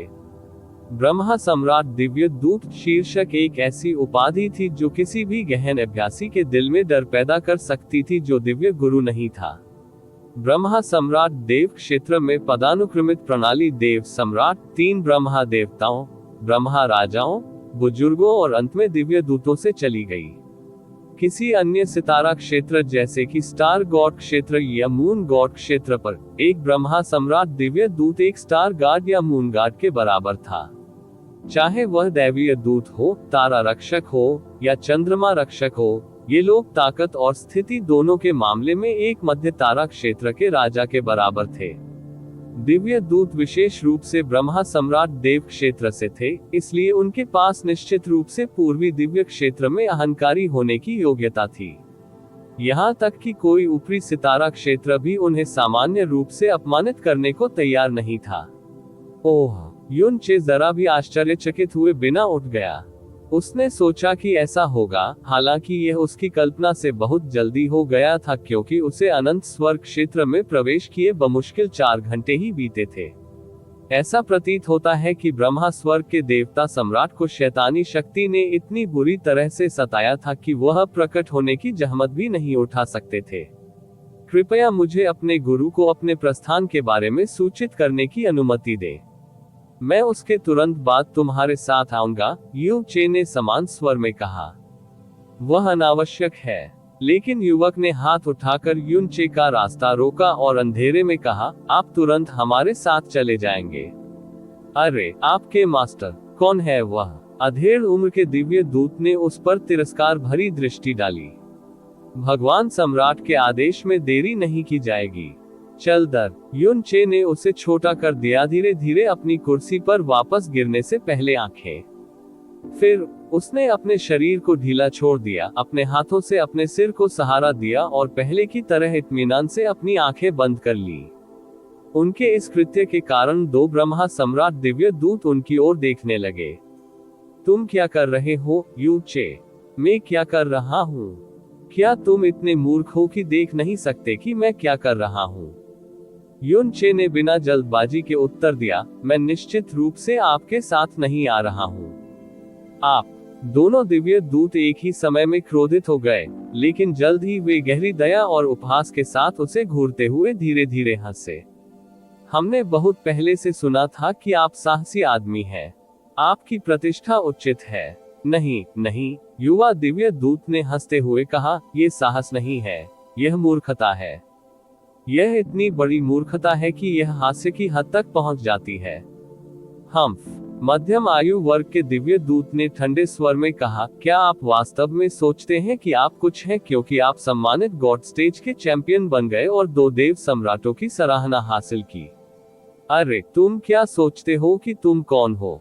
क्या आप जानते हैं कि भगवान सम्राट के आदेशों की अवज्ञा करने के क्या परिणाम होंगे? ओह, मुझे कुछ पता नहीं है। 2 ब्रह्मा सम्राट दिव्य दूतों के तिरस्कार और दबाव के बावजूद यू चे ने बिना किसी डर या क्रोध के बोलना जारी रखा। हालांकि मुझे आपके पतन के बारे में एक मोटा अंदाजा है। फर्क सिर्फ इतना है कि क्या ब्रह्मा स्वर्ग के देवता सम्राट आपके हाथ पैर तोड़ देंगे या आप दोनों को कुचलकर मार डालेंगे। दैवीय दूतों की आंखें एक पल के लिए ठिठक गईं और उसी समय वे जोर से हंसने लगे। युवा दिव्य दूत ने कहा, मुझे स्वीकार करना होगा कि यह एक बहुत अच्छा मजाक है, यूचे। आपको एक दिव्य दूत को हंसाने पर गर्व होना चाहिए। तो इस तरह से सम्मानित गॉड स्टेज का नया चैंपियन कार्य करता है, हो। टीएसके, ऐसा प्रतीत होता है कि राजा क्षेत्रों के नीचे के क्षेत्र इन दिनों बदतर से बदतर होते जा रहे हैं। अधेड़ उम्र के दिव्य दूत ने गुनगुनाते हुए पूछा, मूर्ख लड़के, क्या तुम जानते हो हम कौन हैं? बेशक मैं ऐसा करता हूं, आप महान ब्रह्मा सम्राट दिव्य दूत हैं, है ना? युन चे उन पर मुस्कुराया। इसके बारे में बोलते हुए, मुझे अपनी याददाश्त को थोड़ा ताज़ा करने की अनुमति दें। आपके देव सम्राट ने संभवतः आपको मुझे अपने स्थान पर आमंत्रित करने के लिए कहा था, है ना? क्या आप जानते हैं, आमंत्रण का मतलब क्या होता है? क्या आप जानते हैं कि इसे कैसे लिखना है? दोनों दिव्य दूतों के हाव भाव एक ही समय में कठोर हो गए। चूंकि आप सीधे ब्रह्मा स्वर्ग भगवान सम्राट के आदेश के तहत दिव्य दूत हैं, मुझे यकीन है कि आप जानते हैं कि हर बार शैतानी ऊर्जा के हमलों के दौरान आपके भगवान सम्राट को कितना कष्ट होता है। ये कहना अतिशयोक्ति नहीं होगी कि मृत्यु एक दयालुता होगी। क्या मैं सही हूँ? मेरे अनंत स्वर्ग क्षेत्र में पहुंचने के बाद आपके देव सम्राट ने मुझे इतनी जल्दी आमंत्रित नहीं किया होता। और क्या आप आमंत्रित शब्द को फिर से नहीं भूलते? अब पूरी दुनिया में एकमात्र लोग जो उसके शरीर में शैतानी ऊर्जा को शुद्ध कर सकते हैं, वे पश्चिमी दिव्य क्षेत्र के वरिष्ठ शेंशी और मैं हैं। चूंकि सीनियर शेंशी अभी एकांत साधना में है, इसलिए मैं ही एकमात्र बचा हूं जो आपके देव सम्राट को दुख से बचा सकता है। ब्रह्मा सम्राट दिव्य दूतों के भाव एक बार फिर बदल गए। मूल रूप से मेरे पास ब्रह्मा स्वर्ग भगवान सम्राट के निमंत्रण को अस्वीकार करने का कोई कारण नहीं है। पर अब, हे महान ब्रह्मा सम्राट दिव्य दूतों, मैं तुम्हें मुख दिखाऊंगा। भले ही ब्रह्मा स्वर्ग के देवता सम्राट स्वयं मुझसे मिलने आए, फिर भी मैं सिर नहीं झुकाऊंगा। युन चे ने उपहास किया और उसके बाद अपना चेहरा पूरी तरह से घुमा लिया। इस बिंदु पर दो ब्रह्मा सम्राट दिव्य दूतों के चेहरे से अहंकार और उपहास पूरी तरह से दूर हो गया था। गहरा सदमा और आतंक धीरे धीरे लेकिन निश्चित रूप से उनके चेहरे पर छा रहा था। दैवीय दूत के रूप में सीधे कियाने फैंटियन के आदेश के तहत वे स्वाभाविक रूप से जानते थे कि हर बार जब शैतानी ऊर्जा उसके अंदर काम करती थी तो उसे कितना दर्द होता था। इसके अलावा यू चे बिल्कुल सही थे जब उन्होंने अनुमान लगाया कि कियाने फैंटियन ने उन्हें विशेष रूप से उन्हें आमंत्रित करने के लिए कहा था। हालांकि वे गर्वित ब्रह्मा सम्राट दैवीय दूत थे जो सोचते थे कि साम्राज्य के राजा भी उनकी नजर में थे। चूंकि उनका मानना था कि वे यूचे को, जो निचले क्षेत्र का एकमात्र कनिष्ठ था, अपने जीवन का सबसे बड़ा चेहरा देने का इरादा कर रहे थे, इसलिए उन्होंने सपने में भी नहीं सोचा था कि वे उसे अपने स्वामी से विनम्र और सम्मानजनक तरीके से मिलने के लिए आमंत्रित करेंगे। ढंग। इसके अलावा उन्होंने कभी नहीं सोचा था कि यूचे के निमंत्रण को ठुकराने का साहस होगा पूर्वी दिव्य क्षेत्र में नंबर 1 देव सम्राट।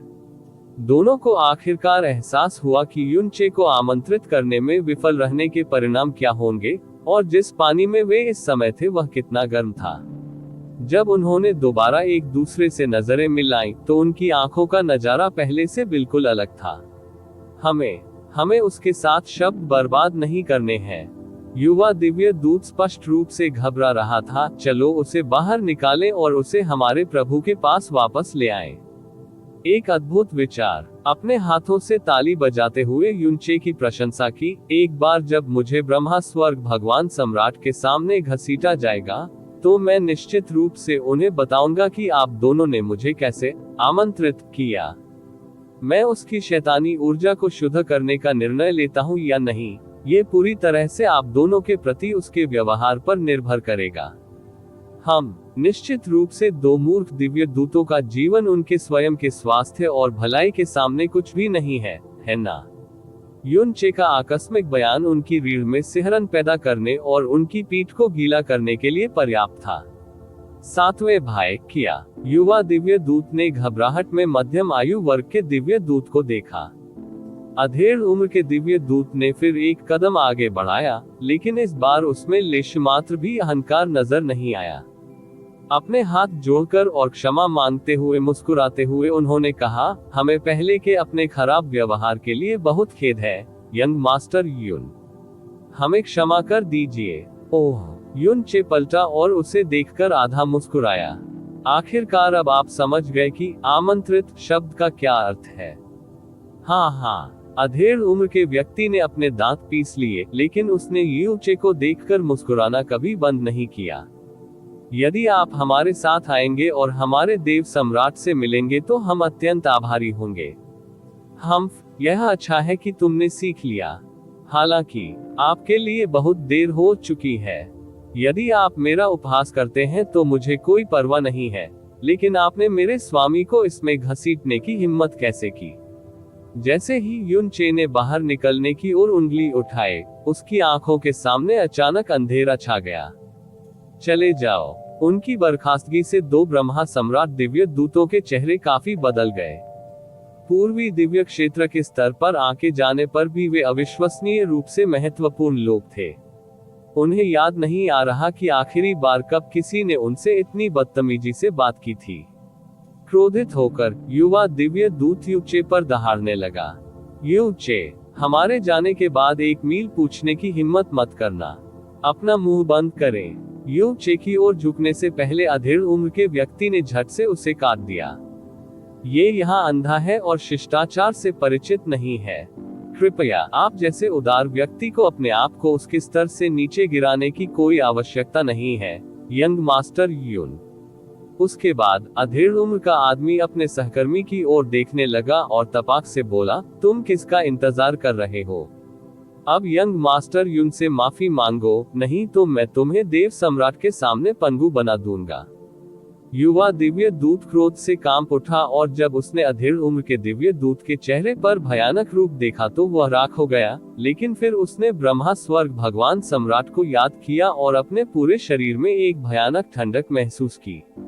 उसने झट से अपना सिर नीचे किया और कांपती आवाज में कहा, ये तो अज्ञानी और असभ्य है। ये यंग मास्टर युन से माफी मांगता है।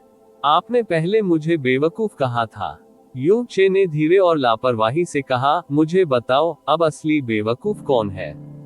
युवा दिव्य दूत के होंठ कांपने लगे और उसने अपने मुंह से ये शब्द निकाले, मैं बेवकूफ हूँ। बहुत अच्छा, आखिरकार आप थोड़ा समझदार हो गए हैं। यू चे ने अधेड़ उम्र के दिव्य दूत की ओर देखने से पहले अपना सिर हिलाया। और आपका क्या हाल है? मेरे स्वामी का अपमान करने के लिए तुम्हें क्या दिखाना है? अधेड़ उम्र के दिव्य दूत ने तुरंत अपना सिर झुका लिया। यह मैं ही हूँ जो तुम्हारे स्वामी का अपमान करने में अंधा था। मैं आपसे और आपके स्वामी से माफी मांगता हूँ। अगर आपको लगता है कि यह पर्याप्त नहीं है, तो आप अपनी इच्छानुसार मुझे शारीरिक दंड दे सकते हैं।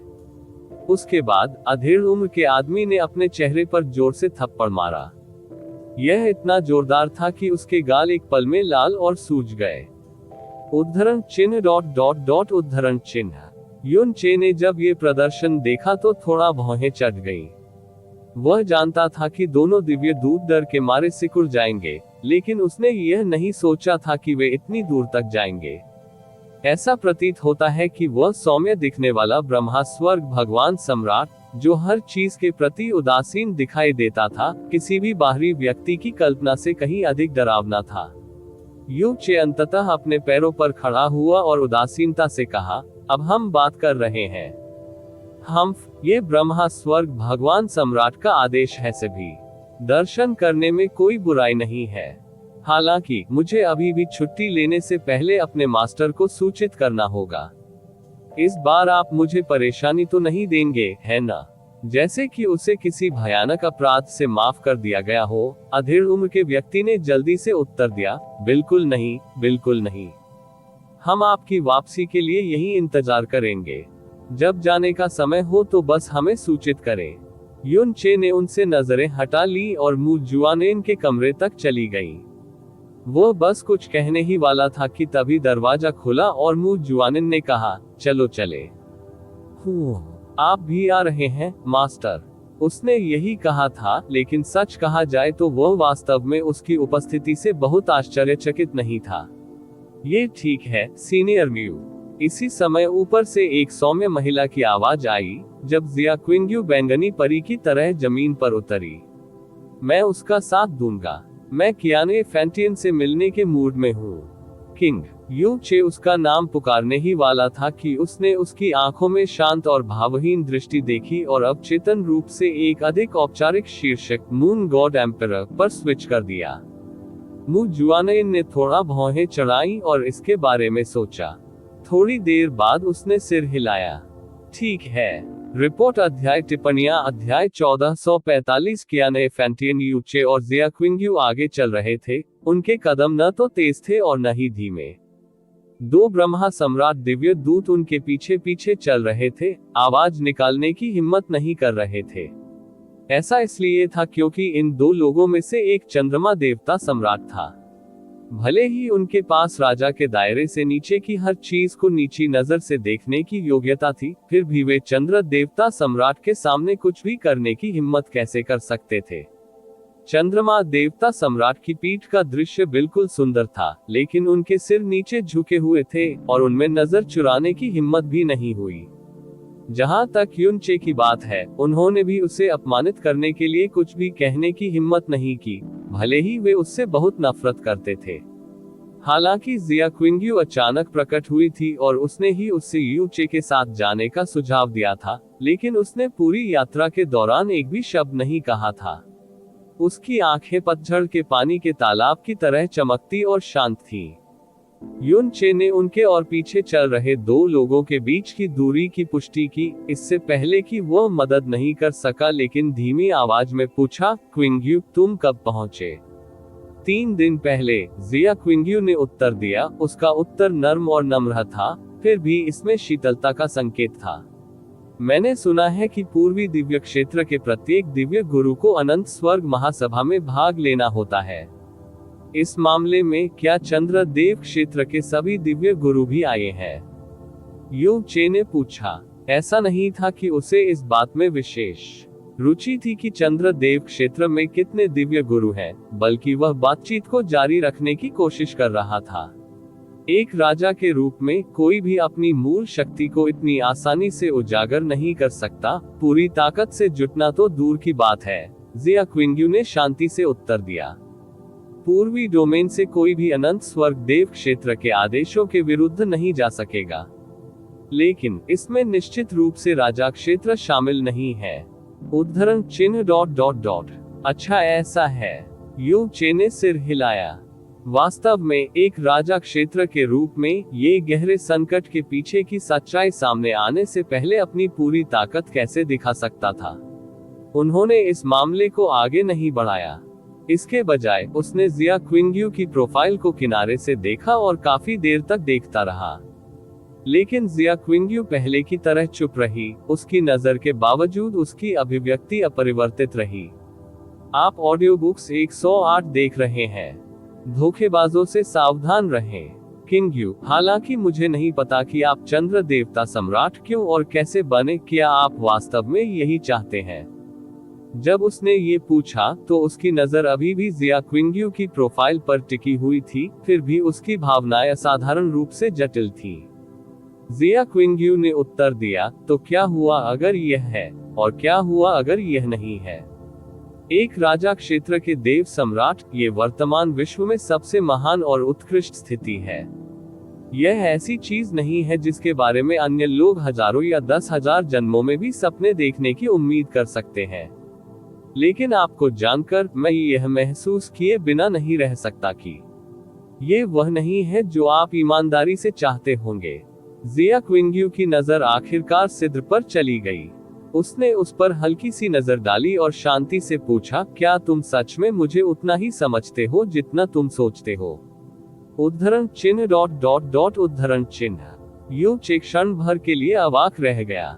उन दोनों ने लंबे समय तक दोबारा बात नहीं की। समय अब उनके बीच का माहौल उस समय से बिल्कुल अलग था जब वे 4 साल पहले ईश्वर क्षेत्र में फिर से मिले थे। क्विंग्यू, यू चे की आवाज में कुछ जटिल भावनाएं सुनी जा सकती थी। उस समय जब हमारी शादी हुई थी, हर किसी को लगता था कि तुम मुझसे बहुत दूर हो, और मैं अकेली थी जिसे ऐसा महसूस नहीं हुआ था। पिछली बार जब हम फिर से मिले थे, जब मैं वैनिशिंग मून सेलेस्टियल पैलेस में आपके पास आया था, तो आपने किसी भी तरह की कोई आशंका नहीं जताई थी। लेकिन इस बार मैं मदद नहीं कर सकता, लेकिन महसूस कर सकता हूँ कि आप मुझसे बहुत दूर हैं। यहाँ तक कि श्रद्धा की भावना भी है, जो शायद आपको बेहद हास्यास्पद लग सकती है। इसमें कुछ भी हास्यास्पद नहीं है, जिया क्विंग्यू ने धीरे से कहा, अपने मालिक के सामने तुम भी ऐसे ही हो, है ना? यू चे, ये सिर्फ इसलिए कि आप बहुत कमजोर हैं, न कुछ कम और न ज्यादा। जिया क्विंग्यू ने आगे देखा, उसकी खूबसूरत आंखों में कांच जैसी बैंगनी रोशनी झलक रही थी। न केवल मैं चंद्रमा देव क्षेत्र के इतिहास में पहली महिला देव सम्राट हूँ, बल्कि मैं उनके इतिहास में पहली देव सम्राट भी हूँ जिसके पास नहीं है यू का उपनाम। आप जानते हैं क्यों? उद्धरण चिन्ह ... उद्धरण चिन्ह। यू चे की भौहें सिकुड़ गईं। जब कोई एक महान संप्रदाय में प्रवेश करता है और एक निश्चित रैंक तक पहुंचता है, तो अधिकांश लोग अपने उपनामों को अपने संप्रदायों द्वारा उपयोग किए जाने वाले उपनाम में बदल देते हैं। इन शिष्यों के लिए यह कोई ऐसी चीज नहीं थी जो उन पर थोपी गई थी। इसके बजाय इसे एक बड़ा सम्मान माना जाता था, और जिसका संप्रदाय जितना अधिक शक्तिशाली होता, उसका सम्मान उतना ही अधिक होता। उस समय म्यू बिंग्युन ने यूनचे को म्यू उपनाम दिया था, लेकिन उसने इसे अस्वीकार कर दिया था और उसने इसे उस पर थोपा नहीं था। लेकिन जिया क्विंग्यू के लिए चंद्र देव क्षेत्र में जहां हर कोई चंद्रमा में विश्वास करता था, उसने, जिसे सम्राट की उपाधि से सम्मानित किया गया था, अपना उपनाम जिया बनाए रखने का फैसला किया था। और यह कुछ ऐसा था जो आसानी से संभव नहीं था बाहरी लोगों की नजरों में पहचाने जाए, क्योंकि चंद्र देव क्षेत्र में मैं ही वह हूँ जो नियमों का निर्णय करता हूँ और उन्हें बदलता हूँ, जबकि आप हमेशा से ही नियमों का पालन करने वाले व्यक्ति रहे हैं। अगर आप इन दोनों चीजों के बीच के अंतर को समझ पाते तो आपने अभी यह सवाल नहीं पूछा होता। यून चे ने अपने होंठ टेढ़े कर लिए, जैसे कि वह अभी अभी सुनी गई बात को स्वीकार करने में सक्षम नहीं है। फिर उसने धीरे से उत्तर दिया, ठीक है, ठीक है, ठीक है, वर्तमान में आप ही हैं जो कानूनों के मध्यस्थ हैं। आप जो भी कहते हैं वह सही है, लेकिन वास्तव में मुझे लगता है कि आप जानबूझकर खुद को मुझसे दूर कर रहे हैं। जिया क्विंग्यू। यून चे की आवाज कई डिग्री तक नर्म हो गई जब उसने काफी असंबद्ध स्वर में कहा, उस दिन स्नो सॉन्ग क्षेत्र में आप मेरी खातिर आए थे, फिर भी आप एक शब्द भी कहे बिना चले गए। हमारा रिश्ता 4 साल पहले ही खत्म हो चुका है। अब हम पति पत्नी नहीं हैं। मैं अब अपना पूरा जीवन चंद्र देव क्षेत्र को समर्पित कर दूंगा, क्योंकि मैं चंद्र देव सम्राट हूं और मेरा अतीत भूल में बदल गया है। जहां तक उस दिन की बात है, मैं तुम्हारे कारण नहीं आया, मैं स्नो सॉन्ग दायरे की खातिर आया हूं, जिया क्विंग्यू ने शांति से उत्तर दिया। हाँ, आपने जो कुछ कहा वह सही है। यून चे ने स्पष्ट रूप से उसकी बातों को दिल पर नहीं लिया और अचानक विषय बदल दिया। ओह ठीक है, मैंने तुम्हें कुछ नहीं बताया। मुझे यूचेन पहले ही मिल चुका है। ओह, आपका वरिष्ठ मास्टर यूचेन, उसके साथ सब कुछ ठीक है। मुझे पता है कि आपकी बेटी अब तक 14 साल की हो जानी चाहिए, जिया क्विंग्यू ने उत्तर दिया। यून चे के चेहरे पर आश्चर्य प्रकट हुआ और उसने अचानक उत्तर दिया, यह मेरे गुरु ही होंगे जिन्होंने आपको ये बताया होगा। मेरे गुरु के बारे में बोलते हुए, वह न केवल मेरे गुरु हैं, बल्कि पूरे ईश्वर क्षेत्र में मेरे सबसे बड़े उपकारक भी हैं। वह मेरे साथ बहुत अच्छा व्यवहार करती है, इस हद तक कि अगर मैंने इसे जोर से कहा तो आपको यह अकल्पनीय लगेगा। मैं कई बार मन में सोचता हूँ, वह मेरे साथ इतना अच्छा व्यवहार क्यों करेगी? जिया क्विंग्यू। ओह ठीक है, न केवल आपका वरिष्ठ मास्टर यूचेन सुरक्षित है, फ्रोजन क्लाउड इमोर्टल पैलेस अब प्रोफाउंड स्काई कॉन्टिनेंट के 4 महान पवित्र मैदानों का प्रमुख है और इसका पैलेस मास्टर अब वरिष्ठ मास्टर मुरोग है। अंकल जिया अब ब्लैक मून मर्चेंट गिल्ड के वाइस गिल्ड मास्टर हैं और वह अपने दिन लापरवाह और संतुष्ट रहते हैं। युनबा के लिए कहने की जरूरत नहीं है, पूर्ण सम्राट के संत सम्राट का नाम काफी विस्मयकारी है। इसके अलावा वह पहले ही दिव्य मार्ग प्राप्त कर चुका है, शेनशी द्वारा दिए गए दिव्य जीवन जल की एक बूंद की मदद से। शेनशी। जब जिया क्विंगयू ने वह नाम सुना जो यू चे ने इतनी सहजता से उल्लेख किया था, तो उसकी भौहें बुरी तरह से सिकुड़ गईं। तुम्हारे पास बहुत सारी पत्नियां हैं, तुम्हारी माता पिता स्वस्थ और स्वस्थ हैं, और आपकी बेटी सुरक्षित और स्वस्थ है। चूंकि सब कुछ ठीक चल रहा है, और आप ईश्वर के दायरे और उससे जुड़े बंधनों से भी बच निकलने में कामयाब रहे, तो आप वापस क्यों आए? जिया क्विंगयू ने पूछा। उद्धरण चिन्ह ... आपको पता चलने में ज्यादा समय नहीं लगेगा। युन चे ने उसे कोई स्पष्ट उत्तर नहीं दिया। इसके बजाय उसने पूछा, तुम्हारे बारे में क्या? आप निचले लोकों में कब लौटने का इरादा रखते हैं? जैसे ही उसने कहा, उसकी आवाज अचानक धीमी हो गई। क्या यह आप कियाने को मारने के बाद कर रहे हैं? चंद्रमा देव सम्राट। युवा मास्टर यू, हम आ गए हैं। ब्रह्मा सम्राट दिव्य दूतों की आवाजें उनके कानों में गूंज उठी। वे सामने खड़े हो गए और आदरपूर्वक बोले, प्रभु देव सम्राट पहले से ही अंदर प्रतीक्षा कर रहे हैं। कृपया इस तरफ से। उन्होंने ये बताने के लिए पहले ही ध्वनि प्रसारण का उपयोग कर लिया था कि जिया क्विंगयू आ गया है। एक व्यक्ति को छोड़कर महल का हॉल खाली था। वह हरे रंग का साधारण वस्त्र पहने हुए थे, लेकिन उन्होंने जूते नहीं पहने थे। उसका चेहरा परिष्कृत और गोरा था, उसके बाल एक बंडल में बंधे थे जो उसकी कमर तक लटक रहे थे। यू चे और जिया क्विंगयू के प्रवेश के बाद वह मुड़ा, उसके चेहरे पर एक गर्म और सौम्य मुस्कान थी। अगर किसी ने उसे पहली बार देखा, तो वे यह विश्वास करने की हिम्मत नहीं करेंगे कि यह आदमी, जो हल्की हवा की तरह कोमल दिखता था, वास्तव में पूर्वी दिव्य क्षेत्र के 4 महान देव सम्राटों का प्रमुख था। ब्रह्मा स्वर्ग भगवान सम्राट। आप ऑडियो बुक्स 108 देख रहे हैं।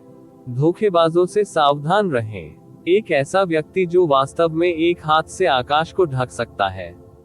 उसके शरीर से एक राजा की प्रतिष्ठा और स्वर्ग को ढकने वाले वातावरण का एहसास हो सकता था। फिर भी इससे कोई कांपने या भयभीत होने का कारण नहीं बना। वह बिल्कुल उस तलवार की तरह लग रहा था जो पूरी सृष्टि को दंडित करने के लिए पर्याप्त तेज होने के बावजूद कभी म्यान से बाहर नहीं आएगी। स्नो सॉन्ग शिष्य यूचे ब्रह्मा स्वर्ग भगवान सम्राट का स्वागत करता है। युन चे उनका सम्मान करने के लिए रुका। हाँ, समारोह में खड़े होने की कोई जरूरत नहीं है। कियाने फैंटियन ने आगे बढ़कर उनका स्वागत किया। उन्होंने किसी देव सम्राट की छवि नहीं अपनाई। इसके बजाय अपने विनम्र स्वभाव और सुंदर मुस्कान के साथ वह एक युवा की तरह लग रहा था जो उनकी ही पीढ़ी का था। उसने आह भरने से पहले यूचे को अपनी निगाहों से मापा और कहा, जब मैंने सुना कि आप इतने वर्षों पहले स्टार गॉड दायरे में गिर गए थे, तो इस राजा ने अपने हाथ मल लिए और बहुत देर तक विलाप करते रहे। अब जब मुझे पता चला है कि आप सुरक्षित और स्वस्थ हैं, तो इस राजा के दिल को बहुत सांत्वना मिली है।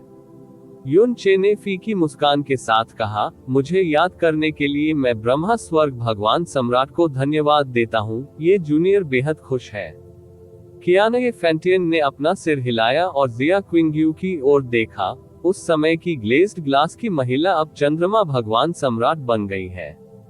यू हुआ आपको पर्पल तोरण दिव्य शक्ति और देव सम्राट का पद सौंपने को तैयार था, भले ही आप चंद्र देव क्षेत्र में पैदा नहीं हुए थे या रक्त से उससे संबंधित नहीं थे। हाँ, मेरा मानना है कि चंद्र देव क्षेत्र का भविष्य उनके नए देव सम्राट के रूप में आपके साथ आशावान होंगे। जिया क्विंगयू ने आधे अधूरे मन से मुस्कुराते हुए कहा, आप मेरी चापलूसी करते हैं ब्रह्मा स्वर्ग भगवान सम्राट। ये राजा अभी अभी सिंहासन पर बैठा है, इसलिए मेरे लिए अभी भी सब कुछ नया है और मुझे हर कदम सावधानी से उठाना होगा। मुझे अभी भी भविष्य में ब्रह्मा स्वर्ग भगवान सम्राट से बहुत कुछ सीखना होगा। हाँ, यह इस राजा का सम्मान होगा। कियाने फैंटियन ने मुस्कुराते हुए कहा, आज चंद्रमा भगवान सम्राट को यहाँ क्या लाया है? क्या ऐसा कुछ है जिसके लिए आपको मार्गदर्शन की आवश्यकता है? नहीं, जिया क्विंगयू ने अपनी खूबसूरत आंखें सिकोड़ते हुए कहा। उसकी आभा थोड़ी खतरनाक हो गई थी, इस राजा को पता चला कि ब्रह्मा स्वर्ग भगवान सम्राट ने दुष्ट शिशु की शैतानी ऊर्जा को दूर करने के लिए यूचे को बुलाया था। इसलिए मैं उनके साथ यहाँ आने का कारण ये देखना था कि आपकी त्वचा वास्तव में इतनी मोटी कैसे हो सकती है। ब्रह्मा स्वर्ग भगवान सम्राट। उद्धरण चिन्ह डॉट डॉट डॉट उद्धरण चिन्ह। उन शब्दों ने, जो अचानक बेहद तीक्ष्ण थे, युन चे की भौहों को हिंसक रूप से तनावग्रस्त कर दिया। चिकोटी, ओह! कियानगे फैंटियन जरा भी क्रोधित नहीं था। इसके बजाय उसके चेहरे पर एक आश्चर्यचकित भाव प्रकट हुआ और उसने कहा, ये राजा नहीं समझता कि चंद्रमा देवता सम्राट का क्या मतलब है। तब ये राजा तुम्हें समझाएगा। चंद्रमा देवता सम्राट की खूबसूरत आंखें थोड़ी हिल गईं, उसकी गहरी बैंगनी पुतलियां ठंडी ताकत छोड़ रही थी जिससे किसी का भी दिल कांप सकता था। उसने कहा, 4 साल पहले यू चे ने वास्तव में भागने का विकल्प क्यों चुना था? ड्रैगन भगवान क्षेत्र। उन्हें आपकी बहुमूल्य बेटी कियाने यंग र द्वारा Brahma soul death wishing mark दिया गया था। मरने में भी सक्षम न होने की पीड़ा के तहत वह केवल ड्रैगन गॉड दायरे में ड्रैगन क्वीन शेन शी से मदद मांग सकता था। और इस राजा ने भी कियाने यंग र के कारण लगभग अपनी जान गंवा दी थी। यदि किसी ने मुझे नहीं बचाया होता तो मैं अभी भी जीवित होता या नहीं, यह अज्ञात होता। चंद्रदेव सम्राट की इस उपाधि से सम्मानित होने की बात तो दूर की बात है। और अब आप चाहते हैं कि युनचे दुष्ट शिशु की शैतानी ऊर्जा को दूर करने में आपकी मदद करे। आपकी त्वचा की मोटाई ने वास्तव में इस राजा को आश्चर्यचकित कर दिया है। क्या सचमुच ऐसा कुछ हुआ था? कियानगे फैंटियन आश्चर्यचकित दिखाई दिए। इसके बाद उन्होंने सिर हिलाकर कहा, मेरी बेटी स्वभाव से चंचल है। वह बचपन से ही कभी भी नियमों का पालन करने वालों में से नहीं रही, लेकिन वह ऐसा नहीं करेगी।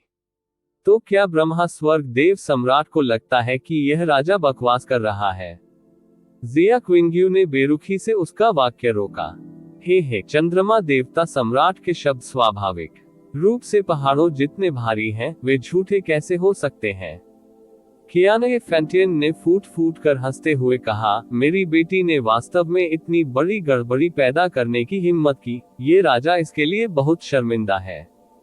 उस मामले में क्या ब्रह्मा स्वर्ग भगवान सम्राट वास्तव में इस मामले से अनजान थे? जिया क्विंग्यू की आंखों में ठंडक तुरंत गायब हो गई और ऐसा लग रहा था मानो वह वास्तव में कियाने फैंटियन की बातों पर विश्वास करती हो। मैं अनजान था, अन्यथा। कियाने फैंटियन ने अपना सिर हिलाया और आह भरी। उन्होंने यू चे से कहा, यू चे, मेरी बेटी का स्वभाव हमेशा सनकी और जिद्दी रहा है। मुझे विश्वास है कि आपने भी इसके बारे में सुना होगा। भले ही उन्हें ईश्वर क्षेत्र में देवी की उपाधि प्राप्त है, लेकिन उन्होंने कभी भी किसी पुरुष का सम्मान नहीं किया है। एकमात्र अपवाद तब था जब उसके मन में आपके लिए भावनाएं विकसित हो गई थी। फिर भी आपने उसे सार्वजनिक रूप से अस्वीकार कर दिया और वह इसकी वजह से नाराज हुए बिना नहीं रह सकी। इस राजा ने उस समय उसे सलाह देने की कोशिश की थी, लेकिन मैंने कभी नहीं सोचा था कि वह वास्तव में अपने दिल में गहरी शिकायत के कारण इतना कठोर कदम उठाएगी।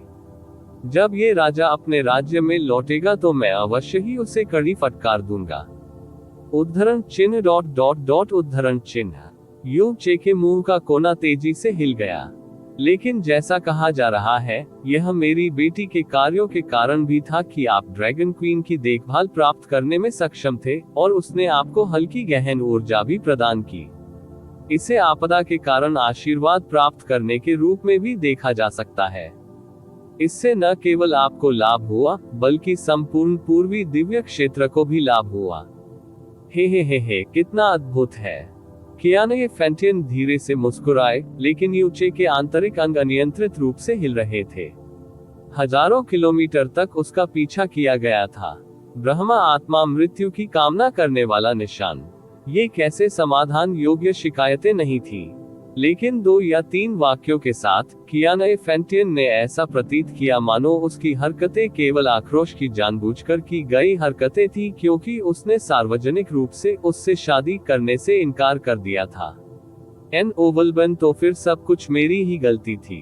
केवल उन अंतिम 2 या 3 वाक्यों के साथ युन चे पीड़ित से सबसे बड़े लाभार्थी में बदल गया था। तो क्या मुझे उसे धन्यवाद देना चाहिए? आखिर क्या बात है? वह वास्तव में ब्रह्मा स्वर्ग भगवान सम्राट होने के योग्य है। चूंकि ब्रह्मा स्वर्ग भगवान सम्राट अनजान थे, तो स्वाभाविक रूप से इस राजा के पास आपको दोष देने का कोई कारण नहीं है। चंद्र देवता सम्राट ने इस मामले को आगे बढ़ाने का फैसला नहीं किया, क्योंकि उसने कहा, यूचे, चूंकि आपने इस निमंत्रण को स्वीकार कर लिया है, इसलिए आपको ब्रह्मा स्वर्ग भगवान सम्राट को पीड़ित करने वाली शैतानी ऊर्जा को दूर करने में मदद करनी चाहिए। ब्रह्मा स्वर्ग भगवान सम्राट जैसी महत्वपूर्ण हस्ती का आपके प्रति उपकार होना एक महान बात है, जिसके बारे में अन्य लोग केवल सपना ही देख सकते हैं। ब्रह्मा स्वर्ग देव सम्राट ने हार्दिक हंसते हुए कहा, इस राजा को पहले कुछ संदेह हुआ था जब उसने अनंत स्वर्ग देव सम्राट के शब्द सुने थे, लेकिन अब जब चंद्र देव सम्राट ने भी ऐसी बात कही है, तो ऐसा लगता है कि प्रकाश गहन ऊर्जा का उपयोग करना सीखने की आपकी बात निस्संदेह सत्य थी। पिछले कुछ वर्षों से यह राजा इस शैतानी शक्ति से पीड़ित है। यदि आप इस शैतानी ऊर्जा को साफ करने में सक्षम हैं, तो ये राजा निश्चित रूप से आपकी दयालुता को याद रखेगा। युन चे ने अपना सिर हिलाया और उत्तर दिया, ये जूनियर अपना सर्वश्रेष्ठ प्रयास करेगा। संरचना स्थापित करने के बाद युन चे ने अपनी हथेली को धीरे धीरे प्रकाश की गहन ऊर्जा के साथ बढ़ाया। उसकी हथेली के मध्य से चमक रहा है। कियाना फैंटियन के शांत चेहरे पर एक शुद्ध सफेद किरण चमकी। जैसे ही वह पवित्र रोशनी चमकी, उसकी आंखों में एक पल के लिए एक छोटा सा बदलाव दिखाई दिया। पूरी प्रक्रिया के दौरान जिया क्विंग्यू चुपचाप वहीं खड़ा रहा। उसने कभी यूचे का साथ नहीं छोड़ा। मास्टर, क्या आप सचमुच उसकी मदद करने जा रहे हैं? हे लिंग की नाजुक आवाज उसकी चेतना के भीतर से निकली। एमेन, युन चे ने उत्तर दिया। हे लिंग, मुझे पता है कि तुम ब्रह्मा सम्राट देव क्षेत्र के लोगों से प्रतिशोध की भावना से नफरत करते हो, और मैं तुम्हारी नाराजगी को कभी नहीं भूला हूँ। हालांकि हमारी वर्तमान ताकत बहुत कमजोर है, हमारे पास मूल रूप से उनसे मुकाबला करने की ताकत नहीं है। अब हम जो एकमात्र काम कर सकते हैं वह है करीब आना और पर्याप्त जानकारी इकट्ठा करना, और ऐसा करने का ये सबसे अच्छा अवसर है। साथ ही इसे खुद को सुरक्षित रखने का एक तरीका भी माना जा सकता है। मैं समझता हूँ, हे लिंग ने धीरे से उत्तर दिया। मैं बस आराम करो, मेरी अपनी योजनाएं हैं, यूचे ने उसे सांत्वना देते हुए कहा। मैं मास्टर की बातें सुनूंगा। युन चे ने अपनी हथेलियां आगे बढ़ाई। जैसे ही सफेद रोशनी की एक गेंद ने कियाना फैंटियन के शरीर को छुआ और उसके शरीर में शैतानी ऊर्जा को फैलाना शुरू कर दिया। युन चे की शक्ल शांत थी, उसकी आंखें धीरे धीरे बंद हो रही थीं। लेकिन इससे पहले कि वह उन्हें पूरी तरह से बंद करता, एक ठंडी और खतरनाक रोशनी उनमें चमक उठी। आप ऑडियो बुक्स 108 देख रहे हैं। धोखेबाजों से सावधान रहें। कृपया सदस्यता लें और अधिसूचना दबाएं। देखने के लिए धन्यवाद।